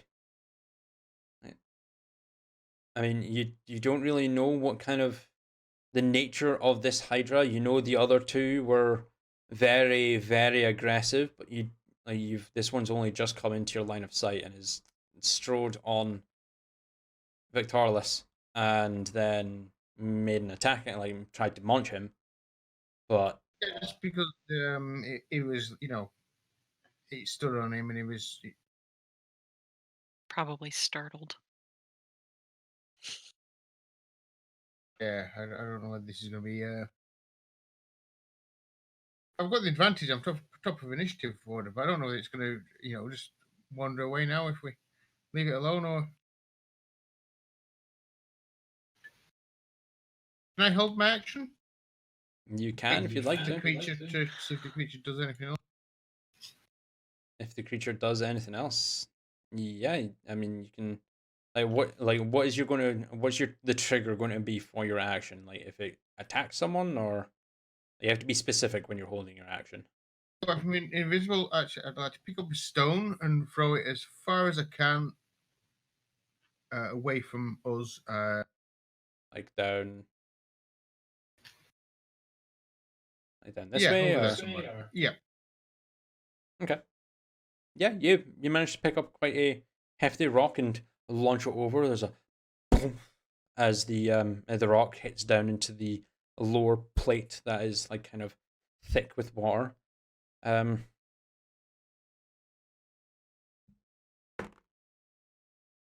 of the heads kind of snaps over and looks in that general direction, but the other four kind of glancing down at Victorless and just hissing at him.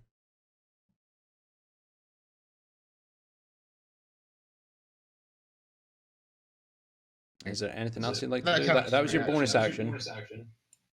So you can still hold your action if you'd like to. Or is that going to be it? It carries on. If it carries on attacking everyone, I would like to call lightning, but until Okay. then. All right. So you prepare to call lightning on the Hydra. Yep. Next up is the Hydra's turn. It moves down and continues moving down past you, Victorless. It has just left your melee range. You have an attack of opportunity if you'd like. Nope, I'm not going to attack it. Okay. The heads are following you as it moves, just hissing at you as it gets out of range and continues walking. And gets to about there before it ends its turn. Victorless, it's your turn on initiative. Well, before we actually get onto your turn, I'm just going to ask abruptly right now: does anyone have any intention of attacking the Hydra? No. Nope. Not now. Victorless? Don't see any reason to now, so no. All right, cool. We're out of initiative. The shortest initiative in the entire fucking campaign so far. So, all right. So, a couple questions I have to ask. Nethari and Coraline are still are visible right now. Yeah. Invisible. Okay, we're still invisible. Okay, that's fine. Just need to ask. It's only broken if a attack is made or a spell is cast. It wasn't really an attack to throw the stone. He just picked up a stone and launched it. It wasn't really an attack, so it's not broken. But no, you guys are cool. out of initiative as the second Hydra kind of poddled by. That's a first. When you guys haven't actually just murdered something. Holy shit, what is wrong with you all? Is it maybe because Eve's not here? Well, maybe because I mean Temple was after you in initiative, so it could have been a possibility. You never know, but you guys didn't murder everything, so. Tara runs up to Nethari and throws her arms around him, saying, "Thank you for not attacking." You can't see him. Yeah, you. Can't see. Oh yeah, that's right. Okay, yeah, so she runs up to the area where she last saw him and is just standing around looking. Thank you. She drops to her knees and she looks like she's in tears because she's so grateful that this didn't end in bloodshed.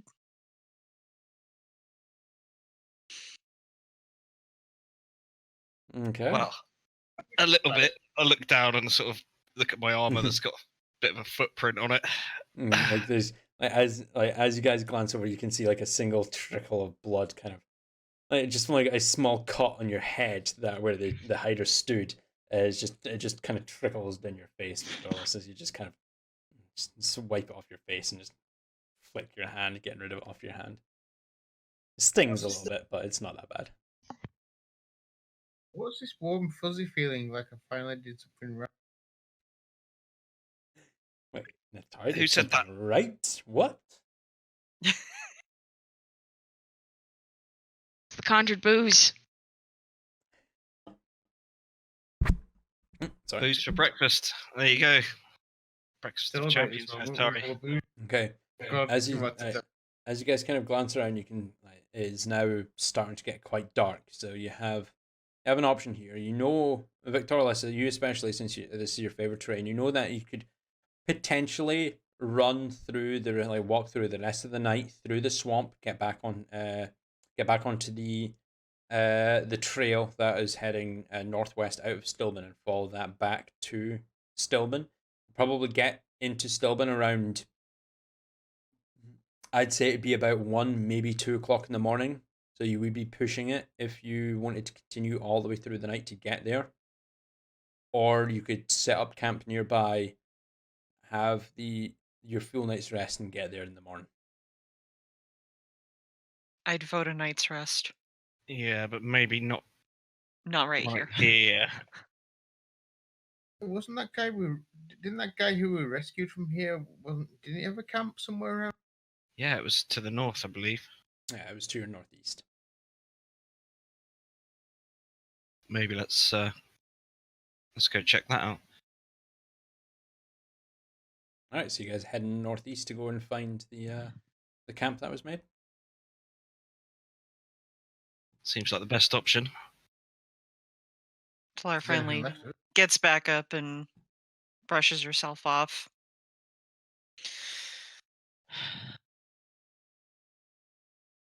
Okay, so How long does invisibility last? Because I don't. Did Nephthari ever drop it yet? invisibility lasts an hour, I believe.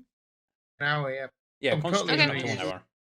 Totally going to use this hour to play practical jokes on people on the way to the. Okay, what kind of practical jokes are you playing on people? Or pranks? I'd like to try grab Vic's ankle and go rah like a crocodile sort of sound. Yeah, like you kind of like brush up ahead of Victorious. You wait, like he's about 5 feet away from you as he gets close to you. Victorious, go ahead and make me a dex save. And actually, no, this is going to be at disadvantage since Natari is still invisible. At disadvantage. Disadvantage, yeah.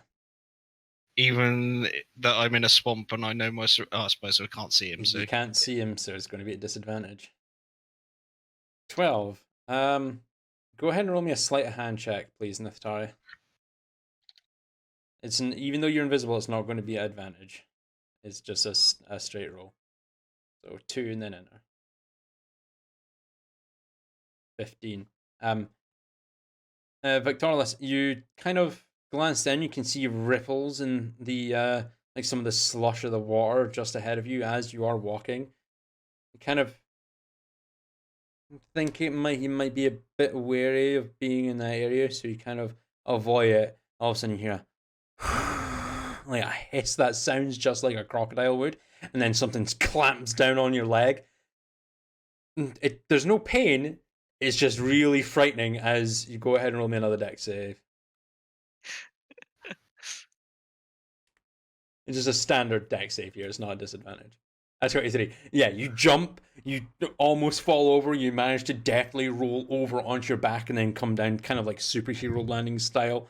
Kind of one arm supporting with both your knees on the ground. Basically, you glance up. There's nothing there. Something very strange is afoot that just clamped onto your ankles and tried to, it seemed it just wants to scare the living shit out of you. Something strange that clamped hold of his ankle is now laughing its tits off. You can't see him, but you can hear what is clearly Neftari just laughing his ass off as you kind of glance around. and slowly sheath my short sword that I'd drawn as I panicked and was about to cut whatever was attacking me with. I thought you were supposed to be good in these swamps.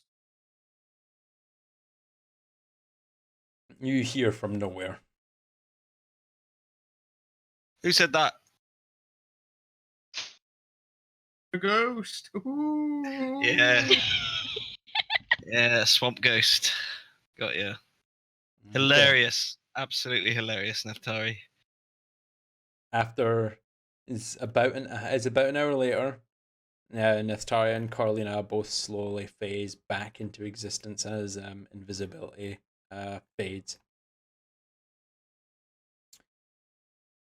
You slowly make your way over to the where the camp was that was set up. I can't remember. I still can't remember the guy's name. I can't find it in my notes.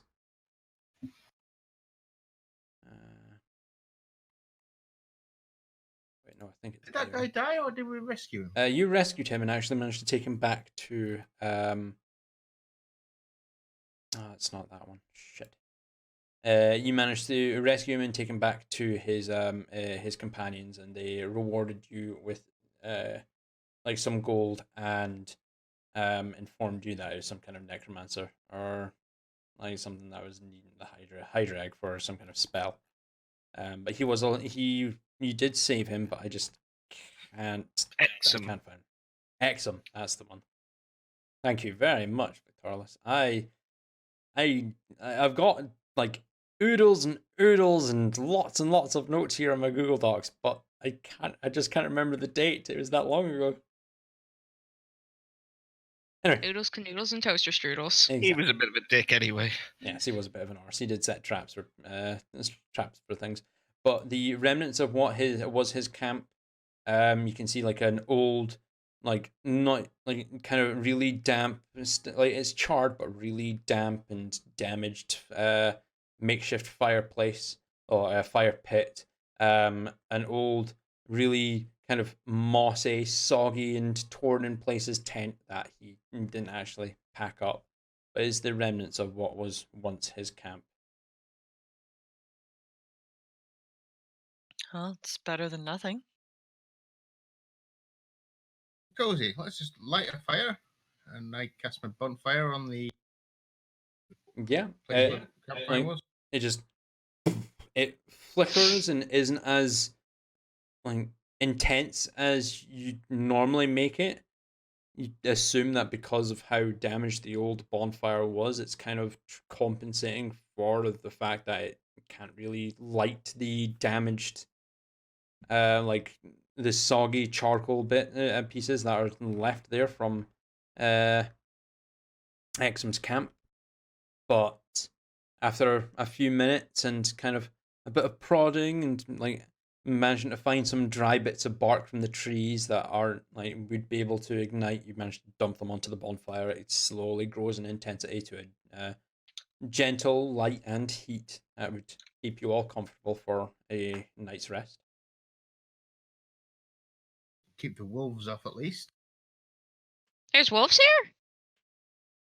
Oh, swamp wolves or whatever they have. Giant toads. Does it attract giant toads? I can't remember now. Is he bullshitting me? Go ahead and roll insight.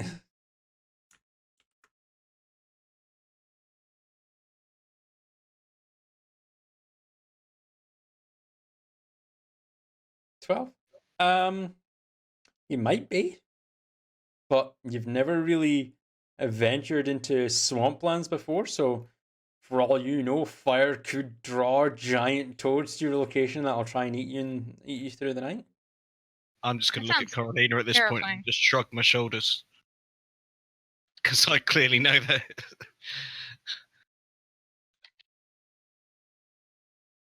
Well, I'm terrified now.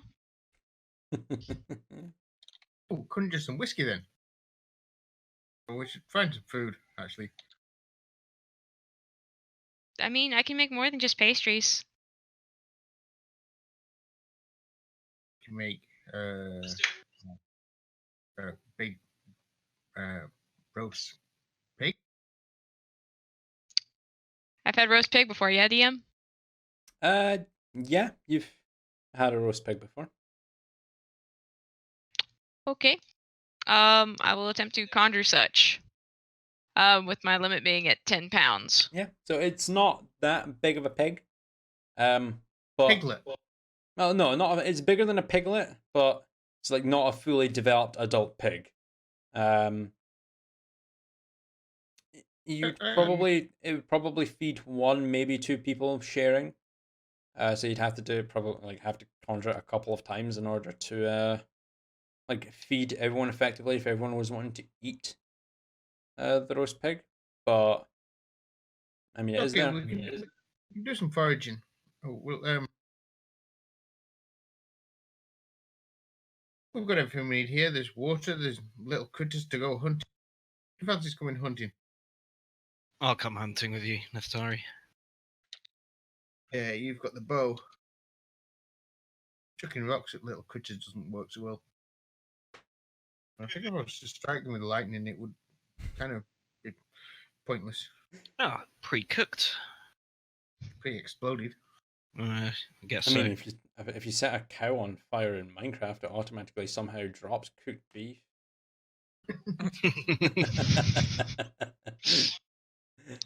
So you guys are going to go hunting for some critters that you can cook on a spit and eat, and then rest for the rest of the night. Yep. Alright, Yeah. we'll go foraging. Cool. Right. Victoria, skull high or low, please. Hi. High. And cool.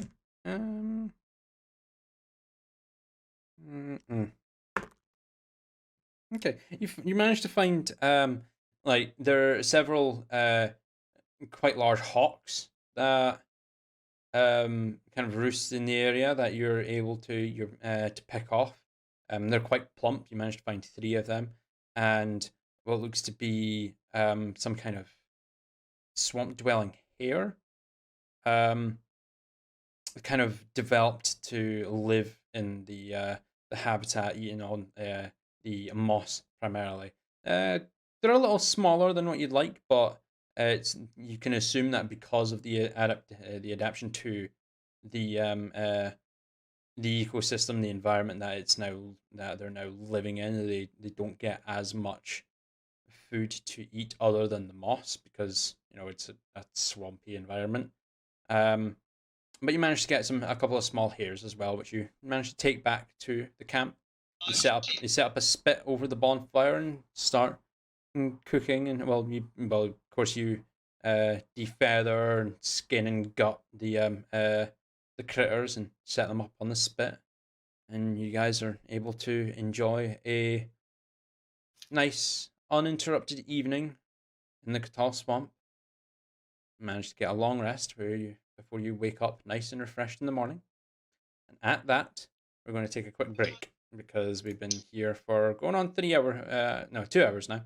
So we're going to go ahead and take a quick break, go to the bathroom, get something to drink, get something to eat, and we shall reconvene at 1:15, maybe 20 past. Give it 5-10 minutes because hopefully Evelyn will be back at that point as well. Cool. Cool. Okay. See you tomorrow. So I will quickly go ahead and do this. Right. So my OBS is being a massive D-bag at the moment and is actually not letting me get rid of my stream chat, which is being rather annoying. Can I like pop it out or something like that? From slobs? No, I cannot. So it's not actually letting me change my scenes, which is annoying. So what I'm going to do at the moment is I'm going to end the stream and restart SLOBS, and then go straight back live to the AFK screen so that I can go and get myself some tea and such.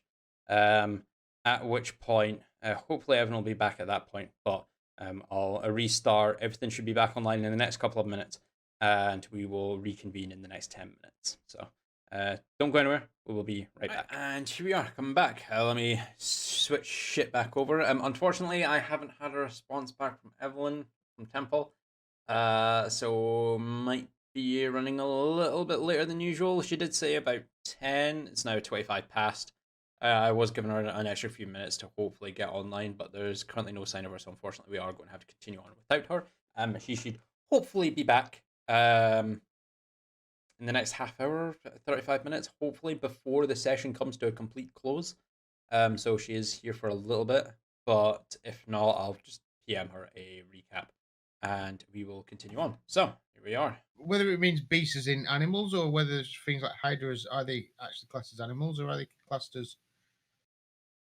A I don't hydra know. is actually classed as a monstrosity, so it wouldn't actually count as like a beast. That's a hard no there, big shooter. So yeah, unfortunately, we actually have had this discussion before. A hydra That's is a a huge negative Ghost monstrosity. Rider. The pattern is full. So that is a big negative Ghost Rider. Sorry. Alright, so did Anyway. we finish up our long rest? You finish up your long rest. Is there anyone wanting to do any post-awakening shenanigans again? Or Yeah. I do have. Actually, I had something that I wanted Talara to do the previous night Okay. before everyone went to sleep. Okay, so we'll Would- start with you, Talar. Go right ahead. Which it's just something simple. She's first off, did we have a fire started? You did have a fire started. Okay. Temple, sorry, not Temple. Neftari created a bonfire for you all to Okay. use. It's just kind of casting a gentle glow and a gentle wave of heat. All right. So while everyone is like talking, laughing, eating, whatever, she finishes Conjuring her booze. food. Yeah, conjuring booze. She's actually pulled off the pouch and she's got it quietly in her lap and she's just kind of looking down at it. She feels both happy and yet really sad right now Okay. because she took care of this thing as best she could and she feels that separation. She's upset now. At the same time happy, if that makes sense. Go ahead and roll me a religion check at advantage, please.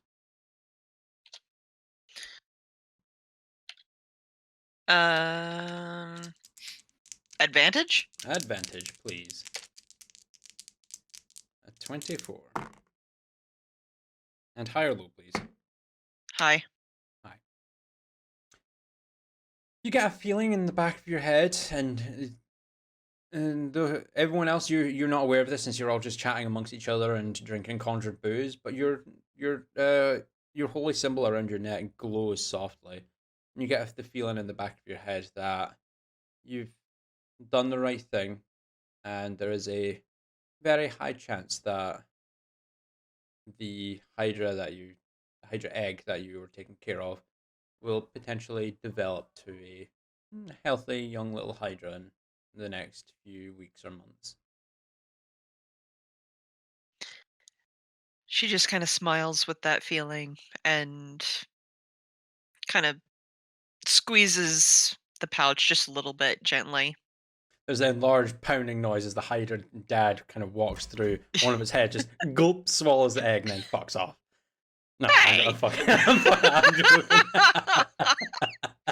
No! No, that's not what happens. No. No, but you get a feeling in the back of your head that although you're sad that the egg that you were taking astute care for is now gone, you're happy that it's back with its own kind, and you don't know how to raise a hydra. No. It might actually be, it will probably be better off with its own kind now that you've had the opportunity to return it. And that's what she felt. And yeah. So. Okay, is anyone else doing anything the night prior, or is it all just going to be early morning shenanigans? Mine was just, as people are going off to bed, I just was going to walk over to Talar. There's another thing I want to do, but I was going to walk over to Talar and just put a hand on her shoulder and go, that was some crazy shit you pulled there. I think we're a bad influence on you. and then I'm going to walk away and find a nice place to go and do my meditation. Okay. She glances up at him with a soft smile and, as he walks away. Anything else you're going to do, Victoris? Not Not until everyone. not until everyone else is asleep. Okay. Is anyone else doing anything post evening shenanigans? All right, so if we were drinking, if Nethari is now aware that I can just do this now, how many would he have made me conjure? I don't know, Nektari. How many bottles of Dragonborn whiskey would you have had Carolina conjure? There would have been whiskey, and there would have been beer, and there would have been gin. Oh well, and it's there would have been rum. only what haven't Carolina's. drinking beer, haven't Yes. drinking gin. As you make, So if I as you conjured it, it make would these taste like water. requests, yeah, as you make these requests, Carolina does explain to you that it's only something that she herself has tasted in the past that she can conjure. So there's certain alcohols that she cannot conjure. If she tries, it is just water that spawns. Okay, when we get back to the city, I'm going to take you to a pub, and I'm going to encourage you to drink the whole out of what they have to. So that next time. But for now, I'll just drink the whiskey. All right, cool. How many bottles? How many? Hopefully, I could drink more than a whole bottle myself. Surely, it would be fast asleep way before that. Oh, don't worry, Victoris would have helped you with drinking some of the whiskey. Okay, so I'm going to roll here, and I will determine that you had to conjure 3 bottles of Dragonborn whiskey. Jesus. I would So about a bottle each. about a bottle each, unless Talara, are you partaking in the alcoholism? No, she is not. No, you're not. Cool. I would like a con save from all 3 of you, please.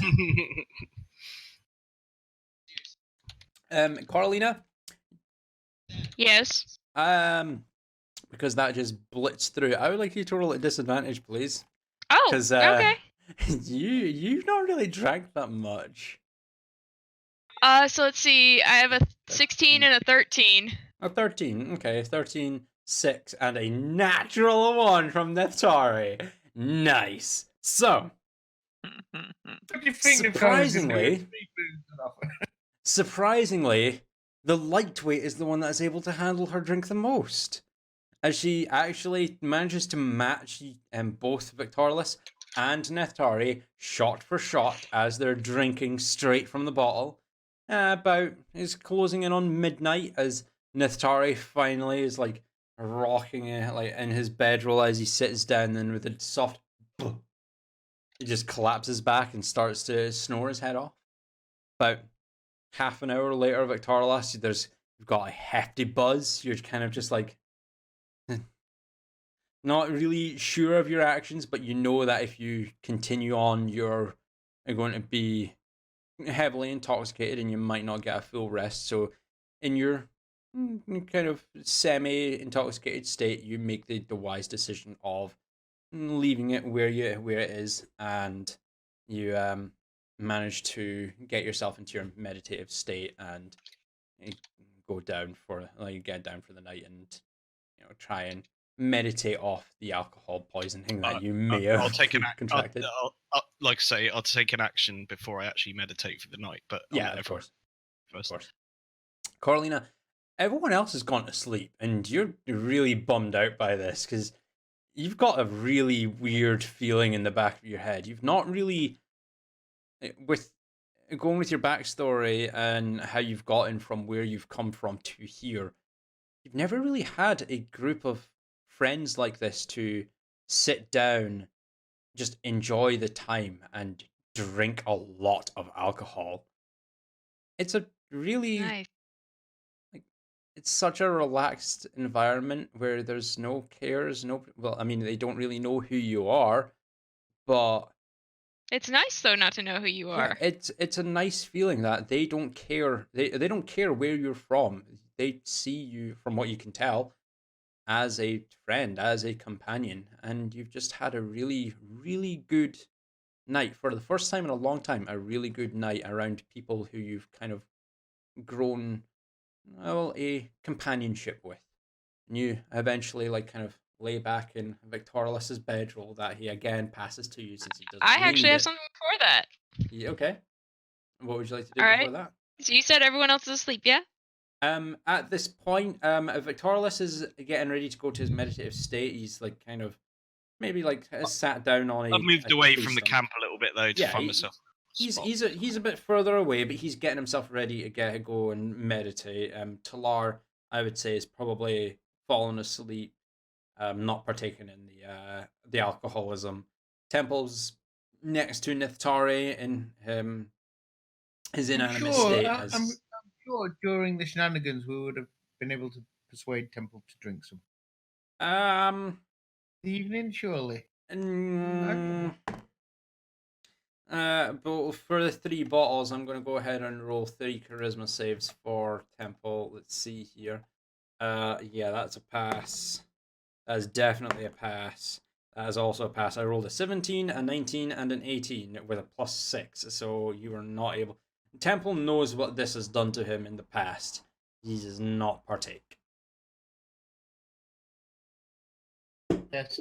So, Nethari is kind of collapsed back and is now just snoring his head off, kind of sprawled all over the place, just completely knocked out from the large consumption of alcohol. Temple is in his inanimate state, overwatching Nithari.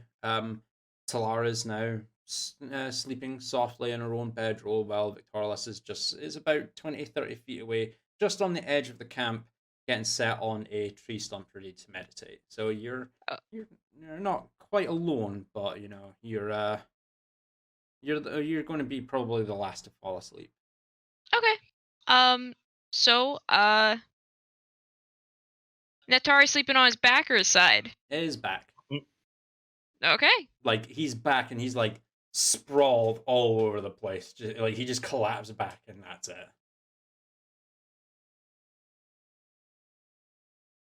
So what would you like to do? All right. I think we discussed this earlier. So remind me? Yep. If Coraline gets drunk enough. I don't have my phone on me. If you just give me 2 it's seconds, I'm gonna quickly step out the scene here and grab my phone. You remember the thing I Curious. told you, right? The thing. Yeah, the thing.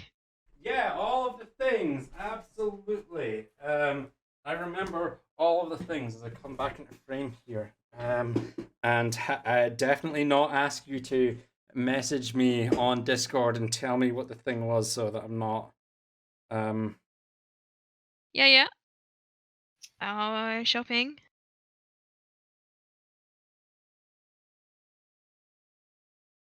There you go. Ah, that thing. Okay, yeah, Yep. I thought it was that, but I couldn't. I mean, you've sent me You a just lot. wanted confirmation before shenanigans. Yeah, you sent me a lot of shenanigans that you're wanting to try and do. So you know, I needed a little bit of confirmation. But yes.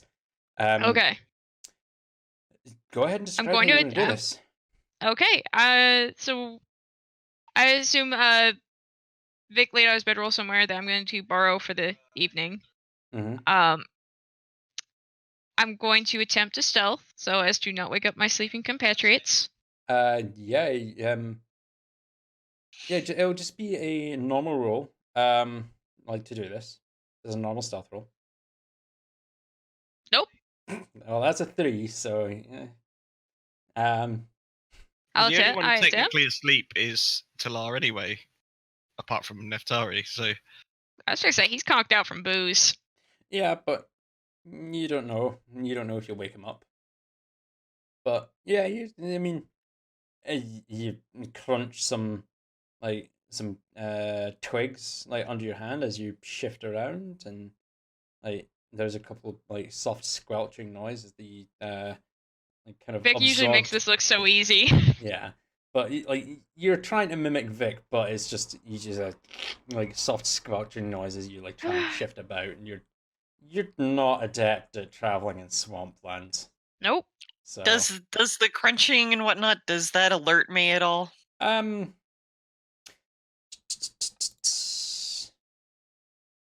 No. Like you're just getting ready to nod off, and like you're kind of in that half asleep, half awake state, and you hear it, and you know where about everyone else is set up in the camp. So with your passive insightfulness, you're able to determine that it is your companions, and it doesn't set you off. It takes another an extra few minutes, but eventually you do nod off, and you're not alerted by it. Well, you're made aware of it, but it's not alarming. Okay. Okay. I imagine there Right. would have been quite a lot of noise through the whiskey drinking anyway, so it's probably been a lively evening. Yeah. Plenty of hooting, hollering. That kind of thing, yeah. Anyway, so do I approach my target? Yeah. I mean, this is you describing it. So All right. what are you doing? I approach. I kneel down. Mm-hmm. He's still conked the fuck out, yeah? He's still conked the fuck out and just. This is me. Conjure different thing. He's All right. sound of fucking sleep. Okay. I glance to see if anyone seems to have woken up from me tiptoeing over because I'm still paranoid as fuck about this. Temple is in his inanimate state. You're not. I'm over quite there aware. somewhere and I'm shit faced, so don't worry about me. You're not quite aware as to whether or not Temple is able to see you or not. Talar seems to be sound asleep, and Victorlus is away over on a tree stump getting himself set up for the night, so you don't know if he can see you or not. Okay. For all you I slowly know, lean no down. one is aware of you. Yeah? Slowly lean down. Mm-hmm. Right until about 3 inches from the left ear. Yep. Inhale. Mm-hmm. Then I will panic a little bit and then pop back over to the bedroll. Cool. Mission accomplished. I'm sleeping. Okay, for this, sorry, this is going to be a really difficult thing. So what you're going to do is you're going to roll a perception check at disadvantage with a -10 modifier. So perception, disadvantage, and then whatever your regardless of what your modifier is, it becomes -10. That's a 4. -2. No, no. Oh, wait, right. yeah, no. Right, Actually, no. You're right. percent. Yeah, -2. Actually, yeah. So it doesn't matter. It's a 0. Yeah, no. Like you feel a gentle breeze like across the side of your face, and you just It tickles a little bit, and you just chuckle in your sleep before you. Does not disturb you whatsoever. I'm wondering what the hell just happened. You have no fucking clue, my friend. Victorlus, even though you're like 30 feet away and you are extremely intoxicated and like, well, not extremely intoxicated, you're intoxicated to the point where you know if you continue going, it's going to get bad. So you're being wise and, right. You can still glance over and you see Carolina do this. You don't know what it is, but she's just done something to Neftari, as far as you're aware. And Temple had a front row seat to this entire thing.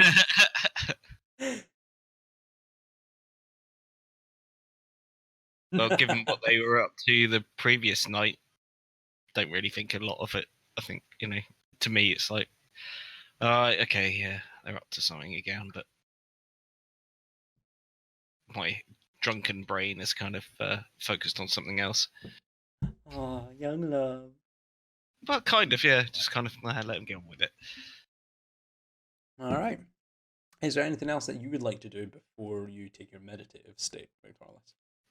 Yeah, so in my kind of inebriated state of mind, I'm gonna find myself a stick. Mm-hmm. And I'm gonna sharpen the end of it, not to a pointy point, but Yeah, to a, not so it would stab anyone to death, but to a certain point. Yeah. And I'm gonna take my cloak off and I'm gonna lay it on the ground. Okay. And then I'm gonna poke it with the stick. Just like a light poke, or are you being extremely forceful with the stab? No, just a fairly light poke to start with. Poke. Like you're Cool. trying to rouse somebody up that's already Cool. like comatose in a drunken state. Hey, Yeah, you, that kind of thing. get up. Okey-dokey. I'd imagine it's like not like a the blunt of a pencil essentially, like not sharp enough to pierce, but it's got a tip and it has been kind of blunted down. You're just poke, Yeah. poke. It would give you a bit of a shock if someone poked you Mm. with it, but it wouldn't stab you. Yeah. So you just poke, poke, poke, poke.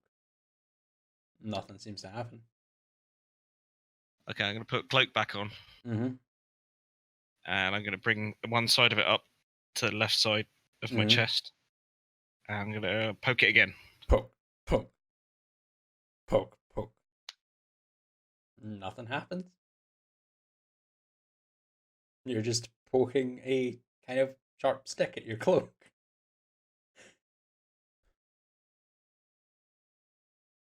Okay, I'm going to give it a bit more of a harder poke.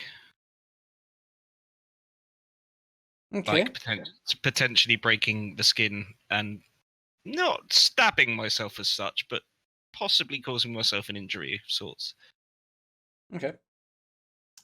Go ahead and roll me a d20 plus 2.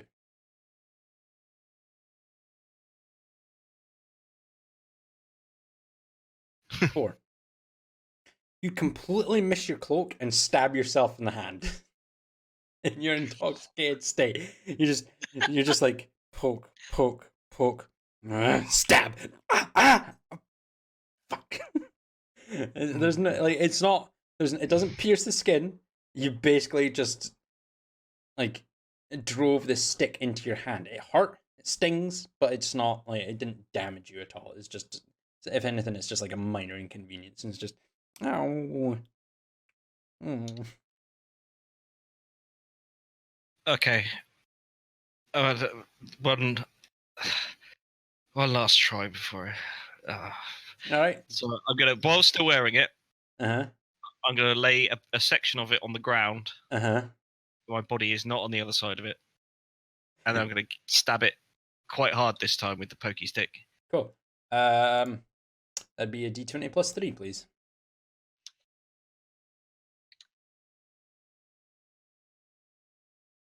Look at him go! He's too drunk to do anything. Stab. You think it's like you look around expecting to see something, and as you look down, you've completely missed the cloak, and you've just stabbed your sharpened stick into the stump of the tree next to you. I throw the stick away. I'm gonna take an arrow out of my quiver. I'll take the head of it. Oh god, we're up in the ante here. Oh God. No, I'm gonna make a cut down my hand. Nothing too deep, but just so it. Okay, like just enough to draw blood, yeah? Yeah. Okay. I'll put the arrow back. I'm just gonna let the blood drip down onto the cloak. Okay, you do so. Just And at that point, I'm gonna close my eyes and go into my meditative state, and I'm gonna try and focus on the cloak. Okay. As you like go to your meditative state and you focus on the cloak. Boom. Mhm. You again, even you're in your kind of intoxicated state, but like it's not enough for you to lose your focus in during your meditation. And again, as you kind of you place your bloody palm onto the cloak and then just grip onto it as you reach your full meditative state and focus on it. You can feel something trying to reach back. It's very familiar. It's not. It's almost as if it's the exact same feeling. Like something is in a trance of sorts and is reaching out to you, like it's being mirrored almost, but it's just slightly different.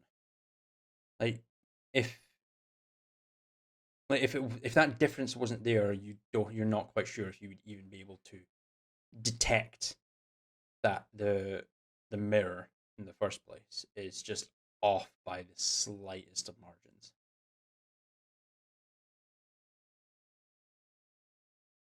Can Okay. I? Yeah. No. Fine. Can you? Can you what? I'm just wondering if I can visualize my surroundings.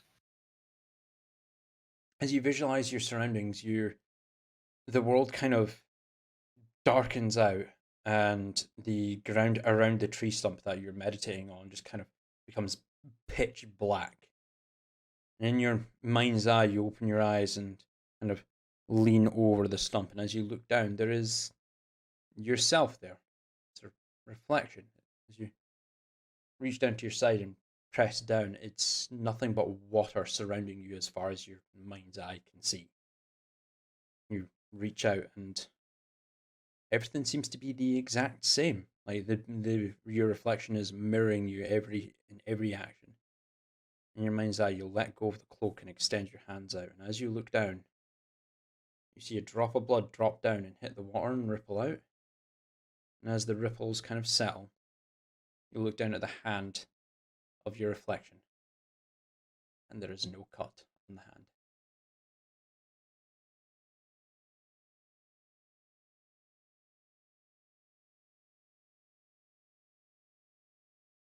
You catch that?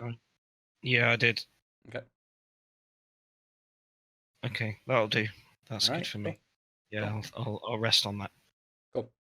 All right, and we have returned.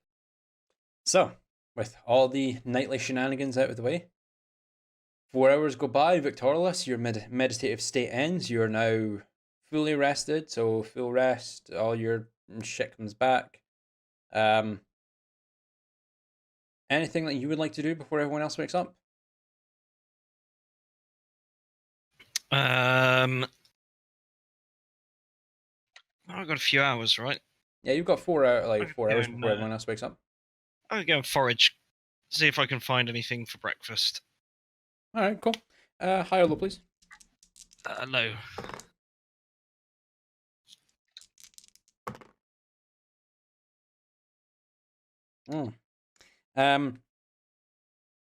You spend a good 3 hours like wandering around, like trying to find some like berries, some like fungi, some animals, whatever that you can actually you can come across that would be edible. Everything that you come across seems to be like completely inedible or potentially poisonous. And any animals that you come across, like you're trying your best to avoid alerting them, but as you like draw your arrow from your longbow as you're getting ready to strike down the critter to have a decent breakfast for everyone else in the morning, something just causes it to start to startle and scurry away, and you're not actively able to gain anything from your forage. And it takes you about the remaining hour for you to navigate your way through the swamp to return to the camp completely empty-handed, unfortunately. I rolled an 87 and a 99, and because I was giving you advantage on that. Well, there you go. I'll just return to the camp and wait for the other guys to wake up. All right. 4 hours later, everyone else, you start to slowly come to consciousness as the rays of light from the sun are now gently flowing through the gaps in the leaves and the branches of the trees in the swamp. You manage to gather your gear up, and like, you don't clear up the camp. You just leave it in the kind of same state that Exum left it, but you gather all of your gear and get set to return to Stilben for May I gather some charcoal from fire? yes, you may. How high or low, please? High. Oof. Well, that's not good. You managed to only gather up like a single like chunk of salvageable charcoal. The fire kind of went out through the night, and with the inherent humidity of the swamplands, it's kind of made the charcoal really damp. So you've had to like kind of sift all the damp bits of charcoal that are unusable out of the way to get like a large. It's a hefty chunk, but it's just a single chunk that's in the middle of the fire pit that you're able to collect and pop away in your pack. Okay, that's fine. I'll put it in my bag. Okay. Is anyone else wanting to do anything? Is my health okay after the? Yeah, it's a long rest. So like you do manage to get a long rest because like the intoxication I think he knocked you the got fuck fucking out. hexed or something. No, even though I rolled the 1 on the Constitution as well. No, and you like the Constitution was just to see how Okay. fucked you were. You were just like you were just completely off your face, fucked. So you just passed out before everyone else, but you're fine now after sleeping it off. Well, on the other hand, is there anything, is he woken up hallucinating or anything, or do you feel strange? And then No, I mean you swear there was some strange breeze in your dream, like as you were sleeping, but other than that, there wasn't anything.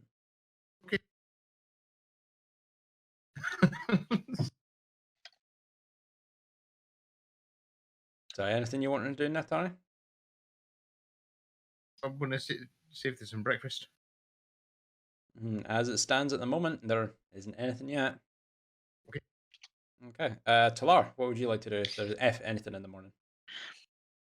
She's just gathering her stuff, and she's going to take the sash and place it in her pack Okay. instead of putting it on. Mm-hmm. Anything else you'd like to do at all?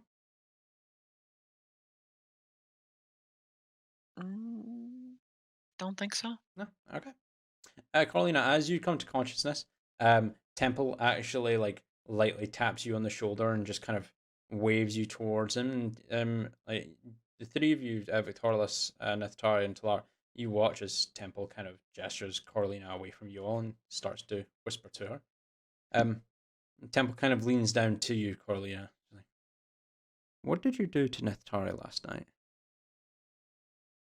I saw Immediate you faces. after the intense drinking of alcohol, which I refused to partake in, because the last time I did that, I actually blacked out, which I thought would be impossible for me. But I saw you do something. You kind of leaned down and did something to him. What was that? All right. So her face is immediately fucking violet.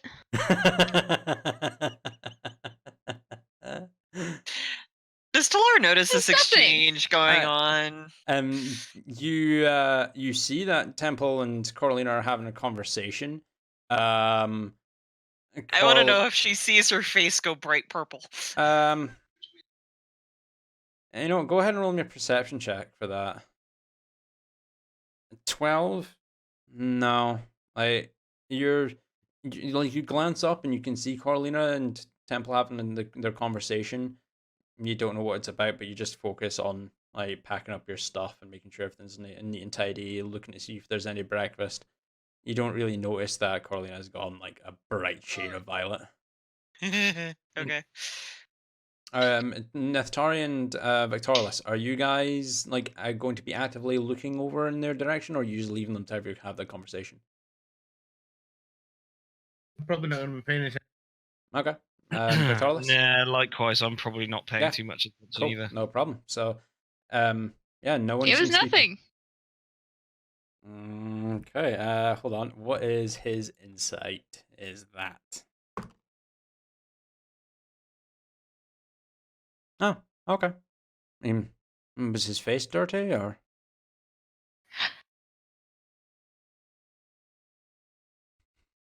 Takes her a moment to think. No.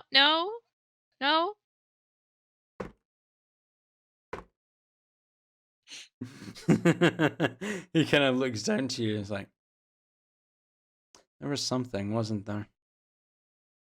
You wouldn't do that if there was nothing on his face to blow away.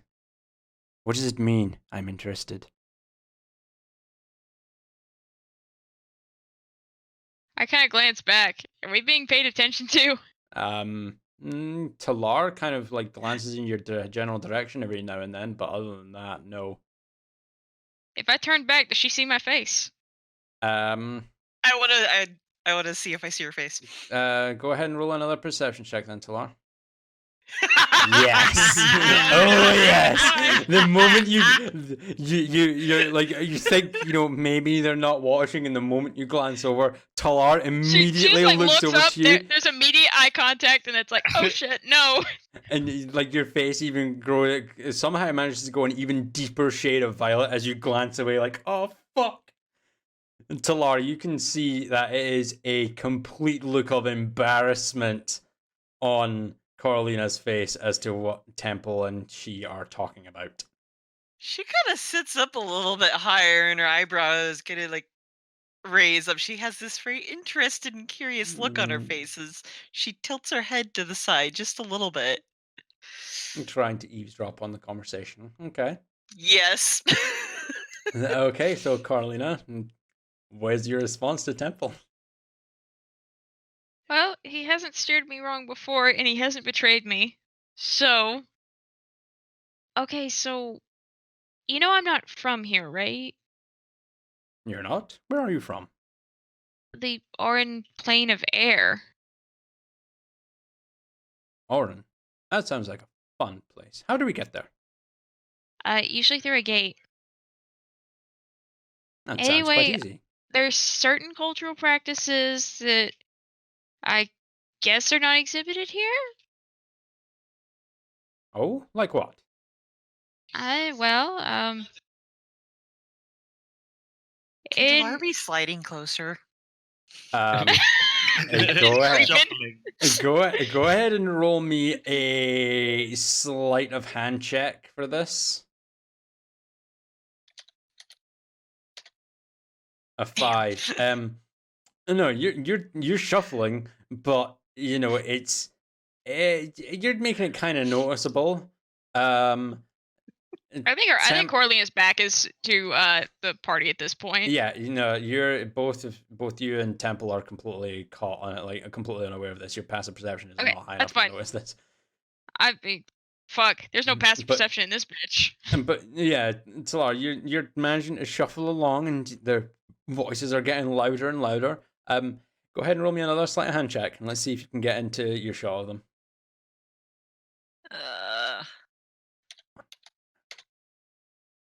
15. Yeah, you managed to slide along. You're making it look like you're just like picking through some of the stuff that Exum had left behind as you kind of edge closer, but they don't seem to notice you as you're now within earshot and able to hear their conversation. So in the Oran Plane, certain things are held in very high significance, such as where I'm from, it's a matter of wind or air. Are you Should following I so be far? listening to this, by the way, or should I go into another room? No, this is like because Okay. you're just not aware of this conversation. Like, So, it's all right.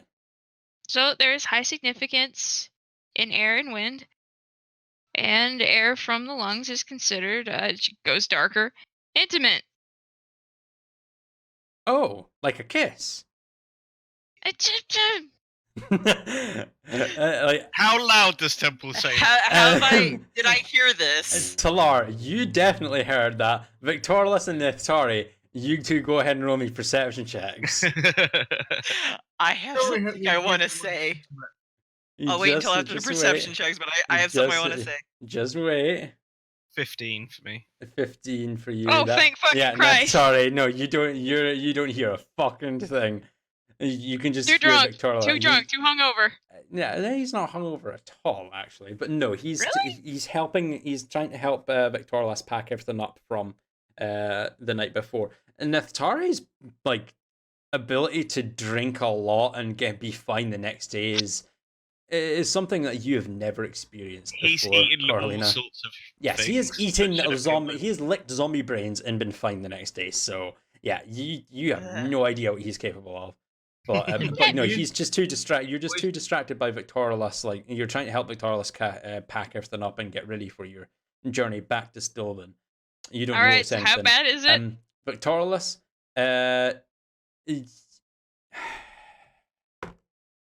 yeah, you're not paying attention to the conversation, but the one thing that you do pick up is the word kiss.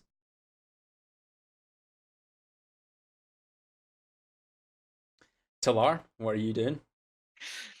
Her head snaps up straight in their direction, and she goes, "You kissed him?" Well,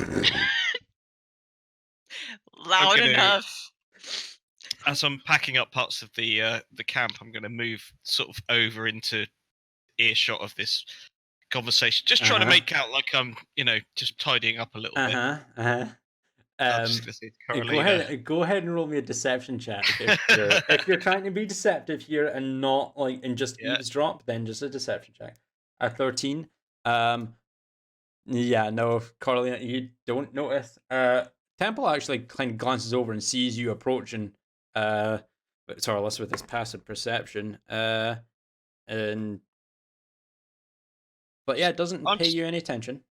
picking up stuff, Yeah, tidying the you're just bonfire, tidying up. You're just tidying up. He well, doesn't guess pay you I'll any just attention. die, guys. And I'm then just gonna whisper to Carolina. Beast hide ears they're erotic zones, don't you? And then I'm just gonna carry on picking up stuff. Go ahead and roll me a fucking another deception check right now. What was it? At What was it advantage. you said? He just At said that advantage. at advantage. Yes, he just said that beast hide ears are an extremely erotic area. Oh God! Carolina, So you I want to know hear her him say response this? to what I said. Before I we know get it's to just that, well, might as well die.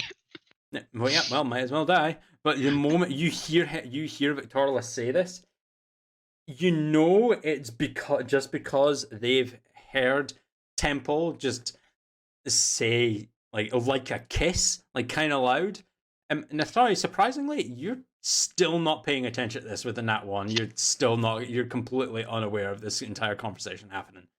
But I'd But- seen what happened the night before, so I'm just Yeah, playing on that. yeah, but you know that Victorless is only saying you get the feeling that Victorless is only saying this to kind of Cora's nudge got you in the brothers. She ribs knows. kind of She is thing. aware of. She is aware of Yeah. the proverbial taking of the piss. Yes, you can figure that he's just saying this to toy with you because he's like I just look at Victorious. You're not helping. as she looks up to you, her face is almost fucking purple now. And I'm going to start picking up some other bits and sweeping the fire over. I am helping. Look, Hmm. I'm just going to gather up a few bits and just stroll off around the camp.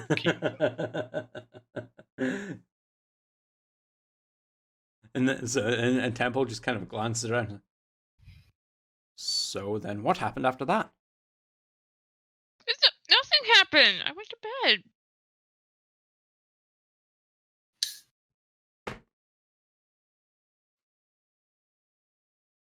Oh, does he know? D- Would you like him to know?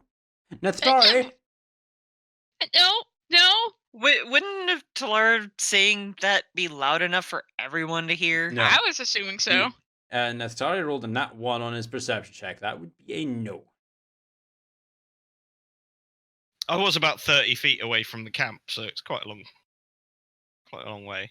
Yeah, so and that one, no, he hasn't heard a thing until now. You, Nathari, as you're packing everything up, you just hear Temple call on you from the distance. Oh Hey, what's no! up? Would you like him to know, Carolina?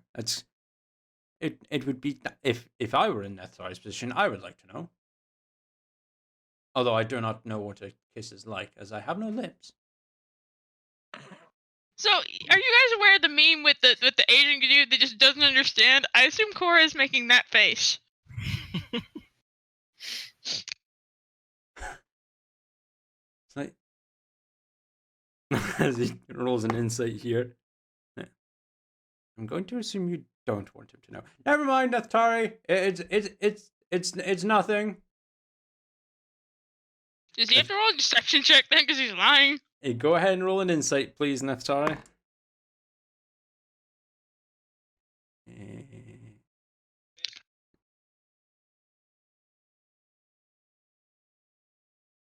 Yeah, no, you think that he just wants your attention, and then he's figured it out by himself. So you're all right. As you then like slowly saunter over to them, not really like it's not any of any real urgency, but yeah, you make your way over to them. And Temple just kind of leans over to you, Corley, and is like, "I will keep your secret. Your secret is safe with me." And just stands upright and then just walks over to Neftari. I smile at Colin. I assume they've been talking about the dagger or something. So I just wink at her.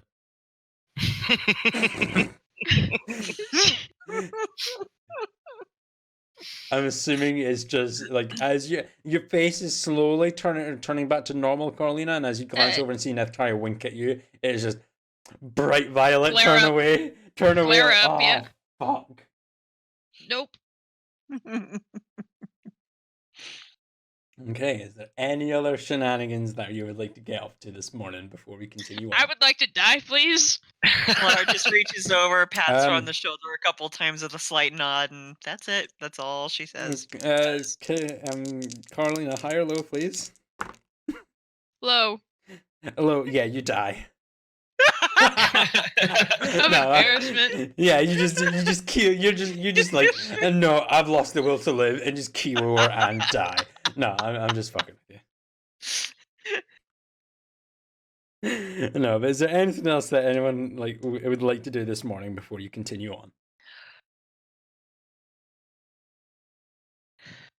No, No? I'm I'm packed good. up, Yep. ready to I go. will take your silence as a no. So, with Victorless taking lead once again as you're trained in this kind of environment, you manage to make your way to the southwest.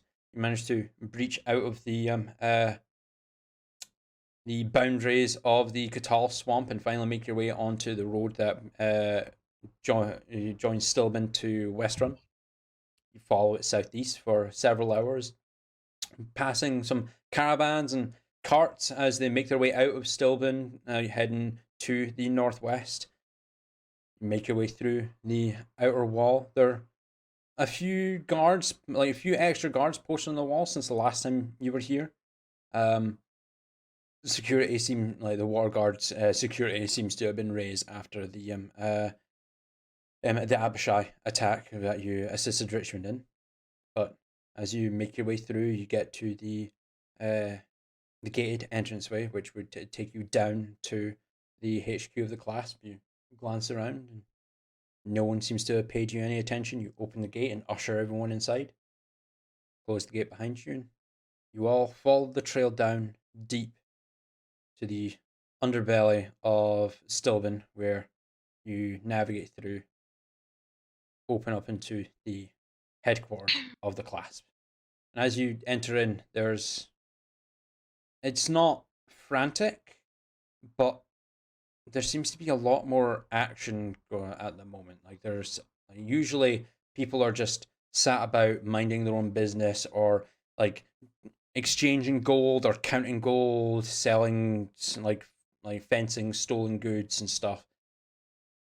But there seems like no one is really active in walking about. Maybe like one or two people, but at the moment there seems to be two individuals primarily who are going back and forward from like a side room, taking like what looks to be rags and vials of liquid into a back room off in the distance. After a Is there few anything moments, untowards about them? They look like Myriad members. No. Class members. no, they're class members. There's nothing. There doesn't seem to be anything like wrong with them. But as you make eye contact with one, it has a kind of urgent look on their face. You can't tell what they are. It's just like a black cloak with a hood up and a mask up to their eyes, so you can really only see their eyes. But there is a very a serious look of urgency in their face as they and their partner are running into this back room. About 5 minutes later or so, they return. Vials are empty. The rags are dirty and bloodied.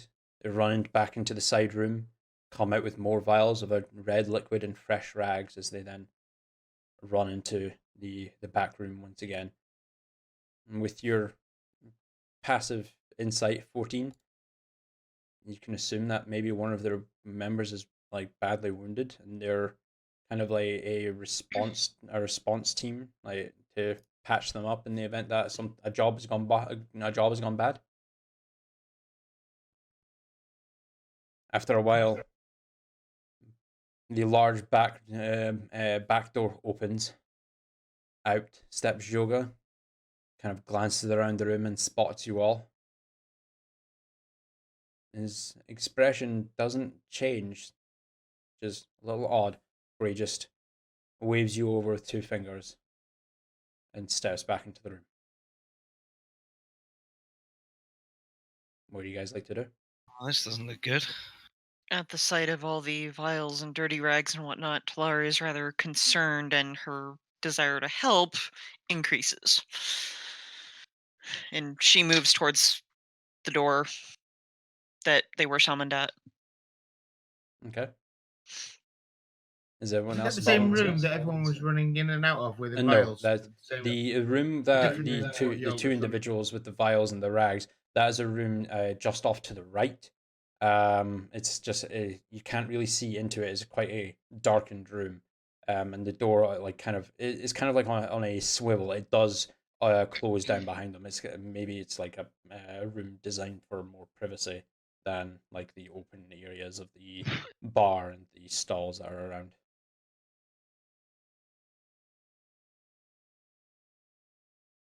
Go to where Yoga went, then Okay. let's call out. Is there anything those healers can help with?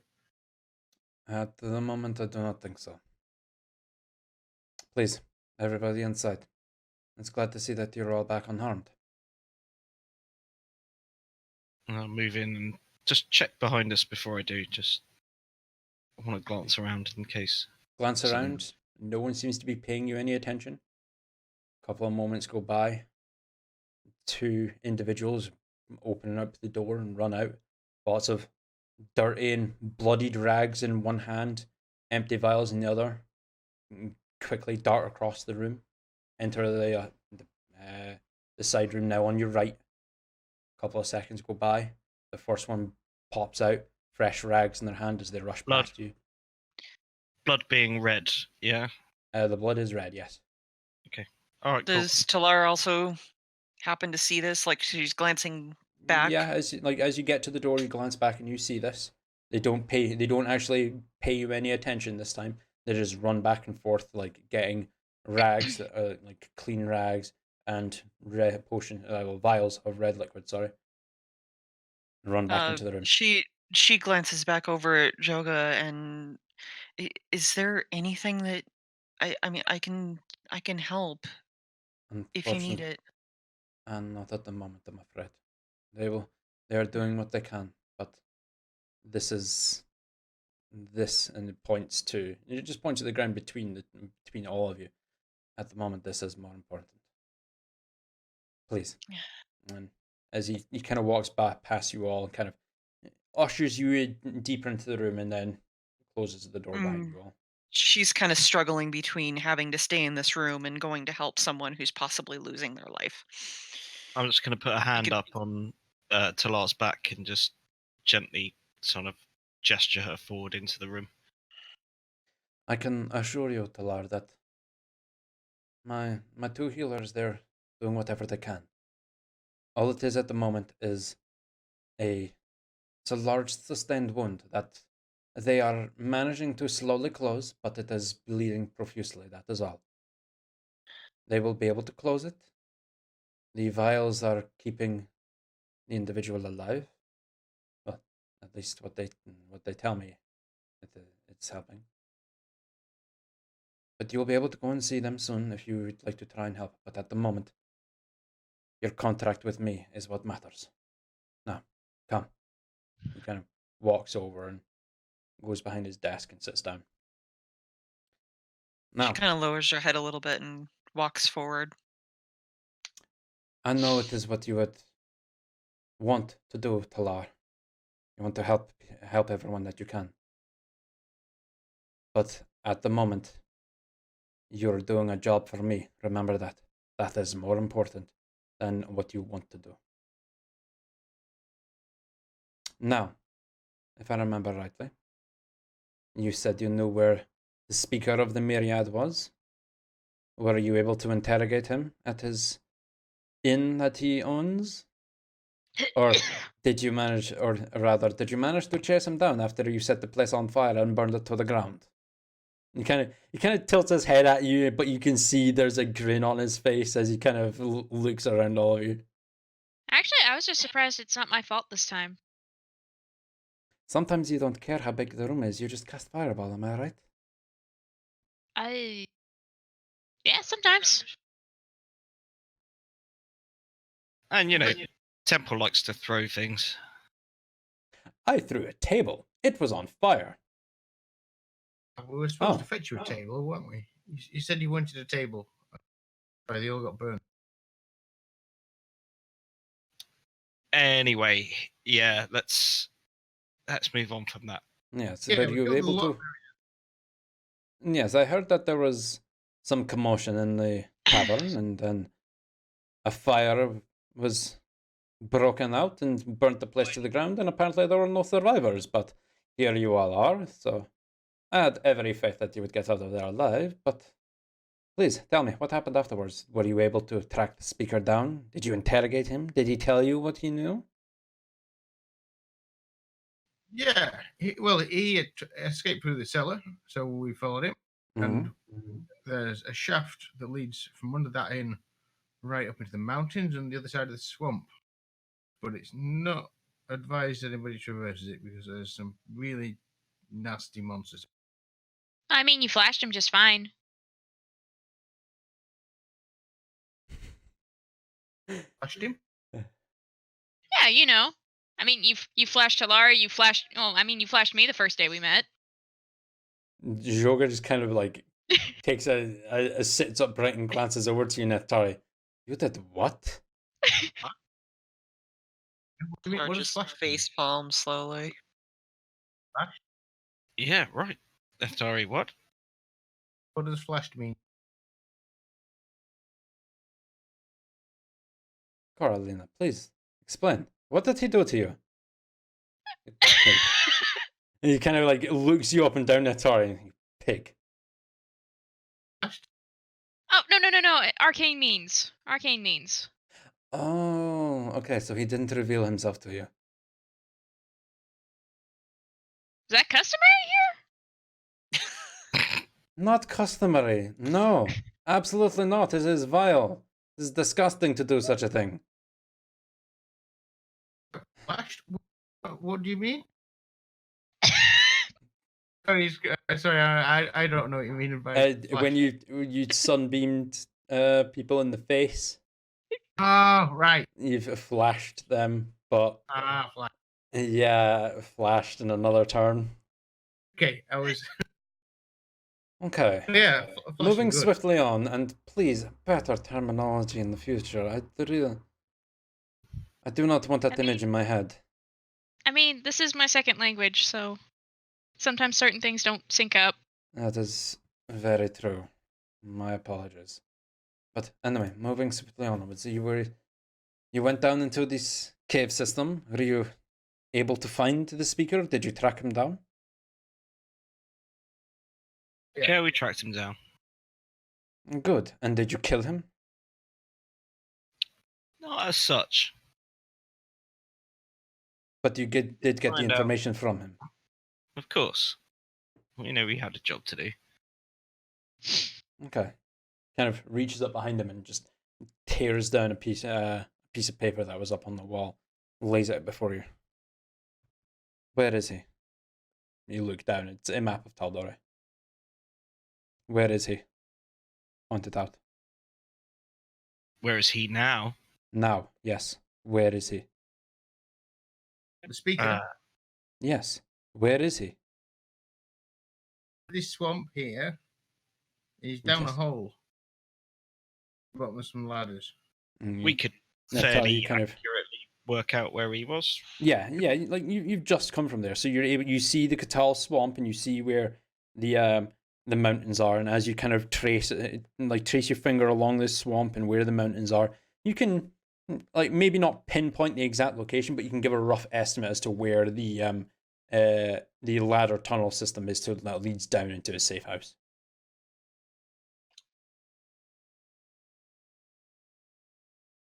Well, somewhere right here. right about there. Good. However, He stands up and walks over to the door, opens it up. Sash, Nay, come here. 2 individuals walk into the room. He gestures them over to the table, points down at them, points down at it. Nope, no, and no. He says something to them in a language that you don't understand. It's very, for his tone of voice, his tone of voice normally is not rough, but it is kind of deep. But the moment he opens his mouth and starts speaking to these individuals, his pitch has increased by a couple of octaves, and it sounds, well, almost angelic, really. Before he then just utters his sing. He points down to where you point out to him, glances up to you all before he glances to them, and utters in Draconic. Bring him to me. Alive if you can, dead if you have to. The 2 individuals nod and abruptly leave the room. Now that is settled, what was the information that he provided for you? He said the Myriad has gone to Stilburn? Whitestone. No, Whitestone. They'd left Whitestone already. They previously occupied Whitestone. And they were on their way, as far as I can work out from this map. I'm assuming it's got Whitestone and Westron, like what we can see here on it. Yeah. So, for the stream, so Whitestone being up here. Let me actually zoom out. So yeah, so Whitestone is the far northeast peninsula up there. Following the road down, you can assume that they could be heading to Westron or traveling past towards Kaimal. But after that, they could be going in any direction. If that is their destination, then that's where they're heading. Otherwise, they could be heading up to Craghammer, further west to Imon, or they could even be heading far south to Singhorn, or even beyond that. But you'd have no idea. All you know is that they were last in Whitestone and are leaving to the next destination, and that's all the information that Tsuri would receive as the speakers. He seemed to suggest that they'd left fairly recently. Yes, they're either just about to leave or had just left from the message. So I'm going to kind of point. They're heading here, Westron, as far as we can figure out. Maybe a day or two's travel on their way, but recently they've left. Okay. They will have left a speaker behind. Okay, what I want you to do now. Your contract with me has been fulfilled, Carolina. As promised, while you're within the walls of Stilven, I will do whatever I can to keep you safe. You have my word, and you have the word of every single member of the class that you will be safe. Outside of these walls, I cannot guarantee that, but while you're here, you will have our protection. I would like you all to head to Westeron and cut them off. Get there before them, ambush them, and kill their caravan if you can. I want them eliminated. I want my competition off of this continent. And if you don't kill them, at least just force them out. There doesn't have to be bloodshed unnecessarily. But personally, I would prefer it if you killed them. If you're too late, you know that they have a speaker in Whitestone, sorry. You get up there, you find them, you interrogate them, you figure out where they're going next, and you make haste for their next destination. And hopefully you will catch up to them before they start to grow out of control. We may have planted our own little seed. Seed of what? See, our fine dwarven friend is now convinced that the scourge of our land has now crossed into Taldori, and that the monsters we fought and nearly were killed. There has still been no word of undead rising, no word of demonic crossings. Let's just say our guest, the one you're bringing here, we told him to send word that this scourge was spreading. So we may have set among them a seed of doubt in their operations. Good. That will tip them off balance. It'd be easier to eliminate then. Well done. When the time comes, and the scourge does envelop this land, If it envelops this land, do not get ahead of yourself. well, all I'm saying is, if they come running to your door looking for alliance, maybe don't kill all of them. If they come to my door looking for an alliance, the only thing they will get is a dagger through the heart. I do not trust them. And if you believe that they will come here seeking for an alliance, that may be true, but I guarantee you the moment my back is turned, they would stab me in the back. You do what you have to do, and we'll do. I will do so. To do. Now, as of my request for you to go to Westeron, and if you do not cut them off there, head up to Whitestone. This is no contract. You have done me a great task in getting me this information so far. If you wish to continue under my employ and do as I request, then you may do so. Otherwise, do what you must. However, before you go, there is a matter that is of great importance that I will need you to see. He kind of stands up and walks over to the door, opens it and takes a step out.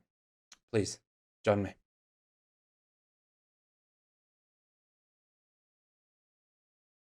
You all Flar follow? follows.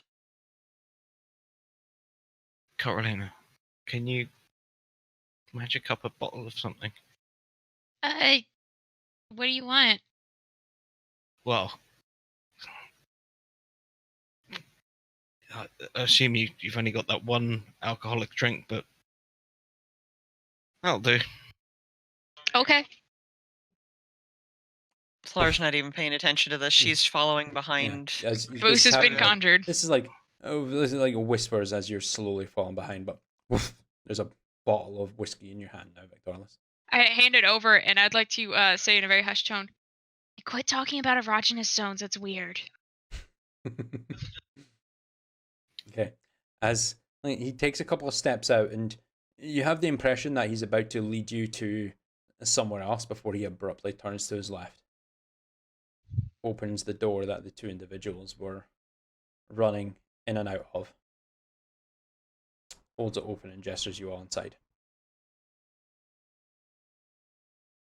You all go? Yep. Yep. I'm Flar taking a steps swig on in. my whiskey. Okay.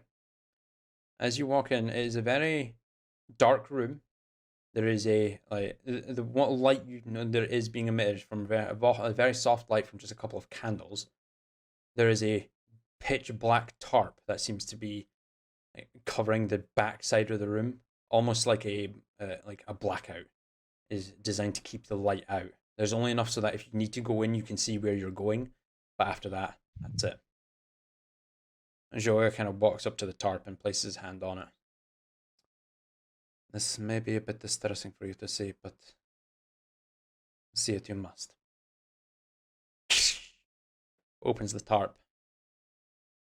There on a large desk with nothing but a rag draped over his waist, covered from head to toe in deep gouges, scars, cuts, bruises, dirt, blood,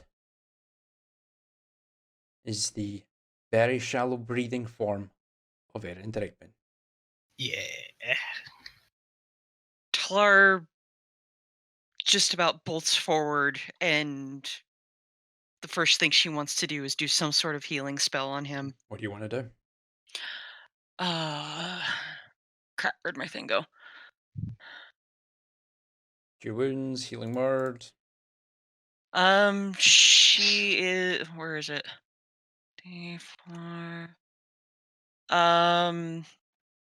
5th level cure wounds. 5th level cure wounds. As 5d8 plus 4. Go ahead and roll that. Costs the same. Same level? Yep. Alright, for you, Nathar, that'd be 5d8 plus 2, I believe. Yeah, 5d8 plus 2 for you. At this point, she's whispering not only incantations, but like, Erin, please don't, just 47 please stay with in us. total. 47 in total. There's the green glow of the healing energies from both of you flows over into Erin, like over Erin, like kind of like a soft net over him before it fades down into his form. Just takes a very sudden, deep, sharp breath. Exhales very raggedly. It does nothing.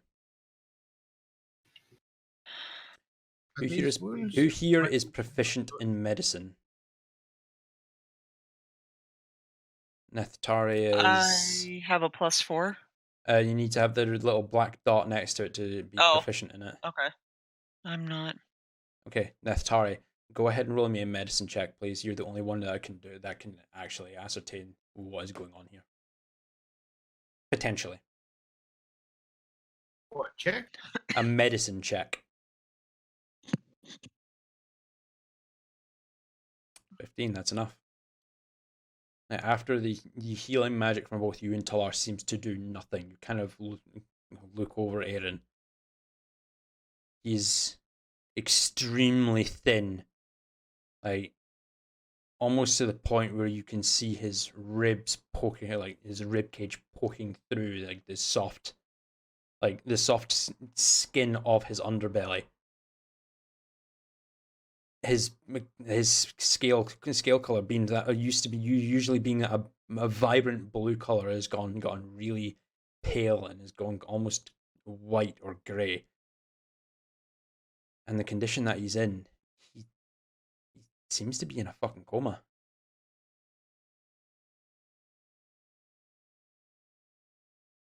What can Where we did do? you find In it? regards to like game mechanics for this, he is at 5 levels of exhaustion. 6 levels of exhaustion is instant death, for you not aware. He is at 5 levels of exhaustion. What happened to him? Where'd you find him? We found him on a very sharp spire in the teeth. Huh. On the shattered teeth. Oh, dear goddess. From what we can gather, he survived the fall into the teeth. Miraculously. He was extremely badly wounded. He clung for life upon that spire of rock for days before my men were able to find him.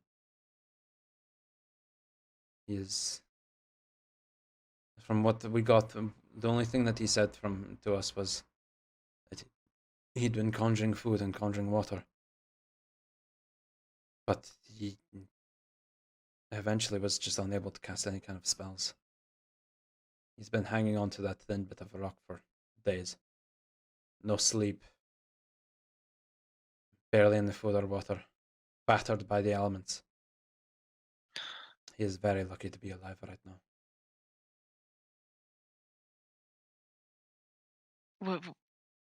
What can I do? Is there anything? What do From you what need from me? from what my healers tell me, the only thing that he needs is time. He may eventually wake up, but who knows? This might be it for him. He may just lay here until he slowly passes.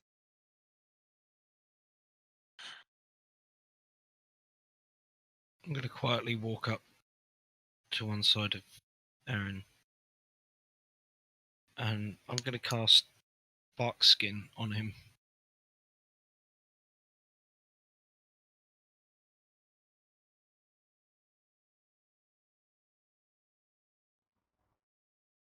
Okay. You do so, and the color of his scales kind of darkens and goes to a deep brown color.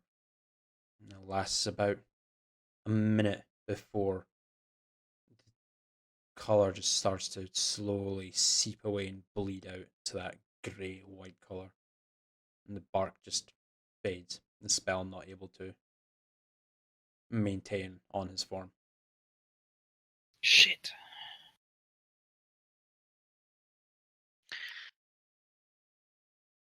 I'm From- going to take a moment and walk over to a corner of this area. From what I can tell, from what I know of this individual, from what you have told me, he has a very strong will to live. Any lesser being would have let go from that spire and would have been swallowed by the shattered teeth, never to be seen again. If he has that strong a will to live, to hold on for days, he will hold on from this. But my healers tell me it could be weeks or maybe even months before he finally wakes. If he even does. I have a quick question. Mm-hmm. So I'm looking at something that I thinking about having Talar do. Um, when I have a spell prepared, uh, does that mean that I basically already have the components for it, or do I need to still go out and find said? Hold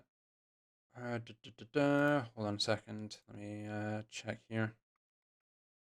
This wasn't this something we talked about a few weeks ago. No. It's just a base rule. So if you go to your features and traits and look at your spell casting, you can use a holy symbol as a spell casting focus. Now, a focus allows you to ignore material components so long as there's no monetary value from said components. So if you have a spell, what's the spell you're looking at? Spell in question is Greater Restoration, which can reduce the target's exhaustion level by 1. Greater Restoration.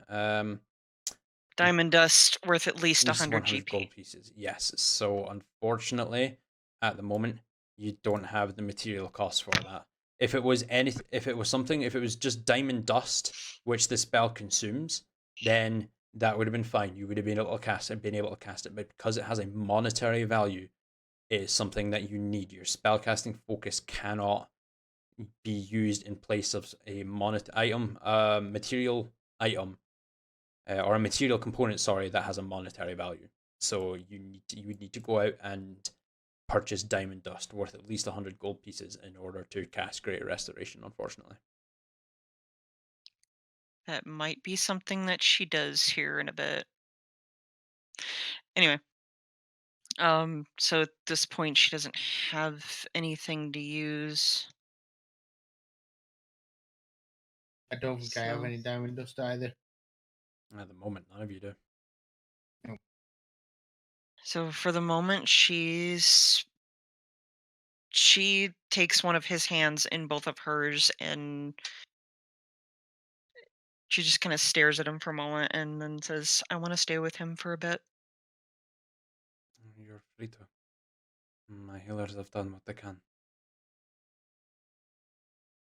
I will leave you here to reflect for the moment. Excuse me. And he kind of like slowly bows out, and you get the feeling that he understands that this is quite a distressing thing for you, and he's giving you the respect and privacy that you need as he bows out and then closes the like not fully but like draws the drape from behind you. You still have some light, you can still see effectively, but you can see that the kind of distressed look that is on Aaron's face like slowly like alleviates as the light is now no longer, even though as soft as it was, is no longer essentially glaring on his face.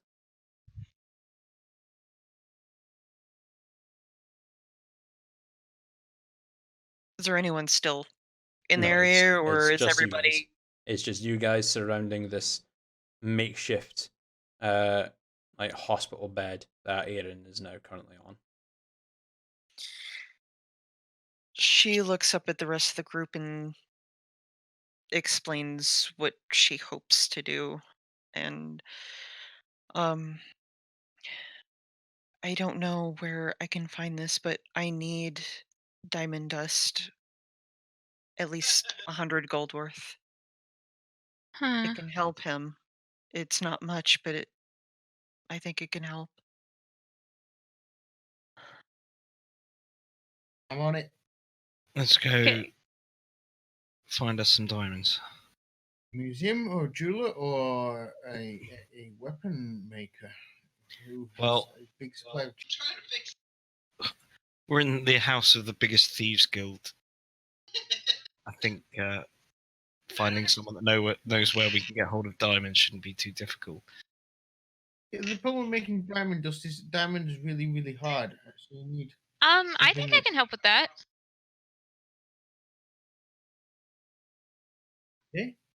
Laura's Oh, watching yeah. this whole exchange. Well, I mean, diamonds are pretty tough, so I think an earth elemental could probably smash it. Or temple. Either or. Surprisingly, Temple's just really quiet as he's looking over Aaron. And you see his hand kind of reach over to the pendant of Nerul that he has, and is just clasping onto it.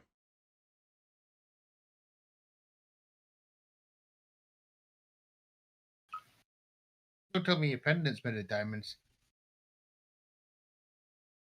I wish it was. But unfortunately, I have no need for gold or diamonds or anything worth money. So I don't have anything like that to help Aaron, as he helped us once before. Temple, do you still have that book you were going on about? The one about the rocks? I believe so. Kind of like Can I borrow it? brings his pack around and actually pulls the book out. This one? Passes it over to you. I'm gonna immediately go to the what I assume can be an index, Mm-hmm. looking for anything involving gemstones. Well, most of the Specifically book is diamonds? about gemstones, but you are able to. There's gotta be a section about diamonds. Yeah, there is. It's not. It's quite a hefty session, but it's not like absolutely massive. How are they formed?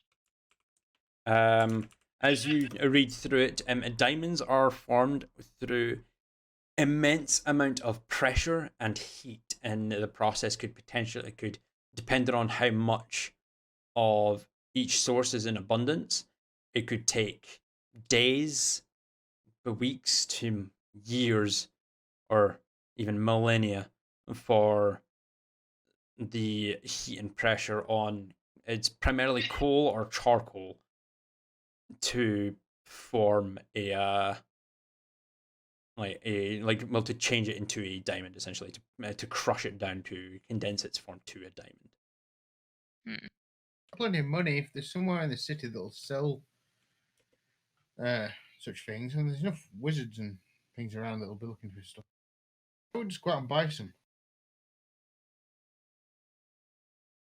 I'd like Tilar to reach into her pack and pull out 100 gold and hold it out and say, I will pay for it if necessary. If you're able to find some, please do so. It's okay. We'll split up. I don't know. Then if we split up, I don't know how to tell everyone else that we might all turn up here with gold dust, diamond dust, even. Oh, come on, let's go. I'm going. I'll. First, I will ask around the Phoenix Guild, see if anybody has Okay. some more ready. Well, before we move on to going to try and find some diamond dust or diamonds that you can then crush into 100 gold pieces worth of dust in order to attempt greater restoration, we're going to call it there for the night, as that is All right. 10 to 12 in the evening. So, with that, if you would all please kindly bid your adieus to the audience as we get set to head off for the evening. All right. Bye. Potentially. Bye, all. Good night. Bye. Bye. Right, so there we are, the end of the session. Cut into 2 parts, and it is a little bit shorter than normal, unfortunately, with the break being there in place and all of the shenanigans that have happened. But relationships have potentially blossomed. For once, the party decided not to kill something in initiative because they don't always have to end the fight with stabbing something. And the return of an old friend who is clutching at the very fabric of life, trying to fight for his own life. Anyway, once again, I hope you have all enjoyed this session of Dragons and Dungeons. Over the next week or so, I am going to be downloading the last few episodes, getting them all cut down and edited, and then uploaded to the new YouTube channel, which I will be linking below at some point, because I keep forgetting to do that. The streams are being posted to my Twitter page every now and then, along with the VODs. The YouTube links for the VODs will be on my Twitter, which again, I will have linked below at some point, so you can check us out there and give us a follow. You'll be able to check out when the VODs go live, and you'll be able to use Twitter to see when I go live if Twitch notifications don't work, or if you haven't even given me a follow, which I recommend you do so you don't miss out on a session. However, that being said, I do hope you have enjoyed this session of Dragons and Dungeons. We will unfortunately not be back next week. There is being an issue with scheduling for next week in regards to a couple of the players. So unfortunately, next week will be a miss. So we will not be live for the session. Between then, I will be running reruns of all the sessions in the meantime. But anyway, I do hope you have enjoyed this session. We may do something a bit extra later on. I can't guarantee that. I'll have to wait and see. But I do hope you've enjoyed this session. And thank you all for watching. And we will see you again next time, adventurers.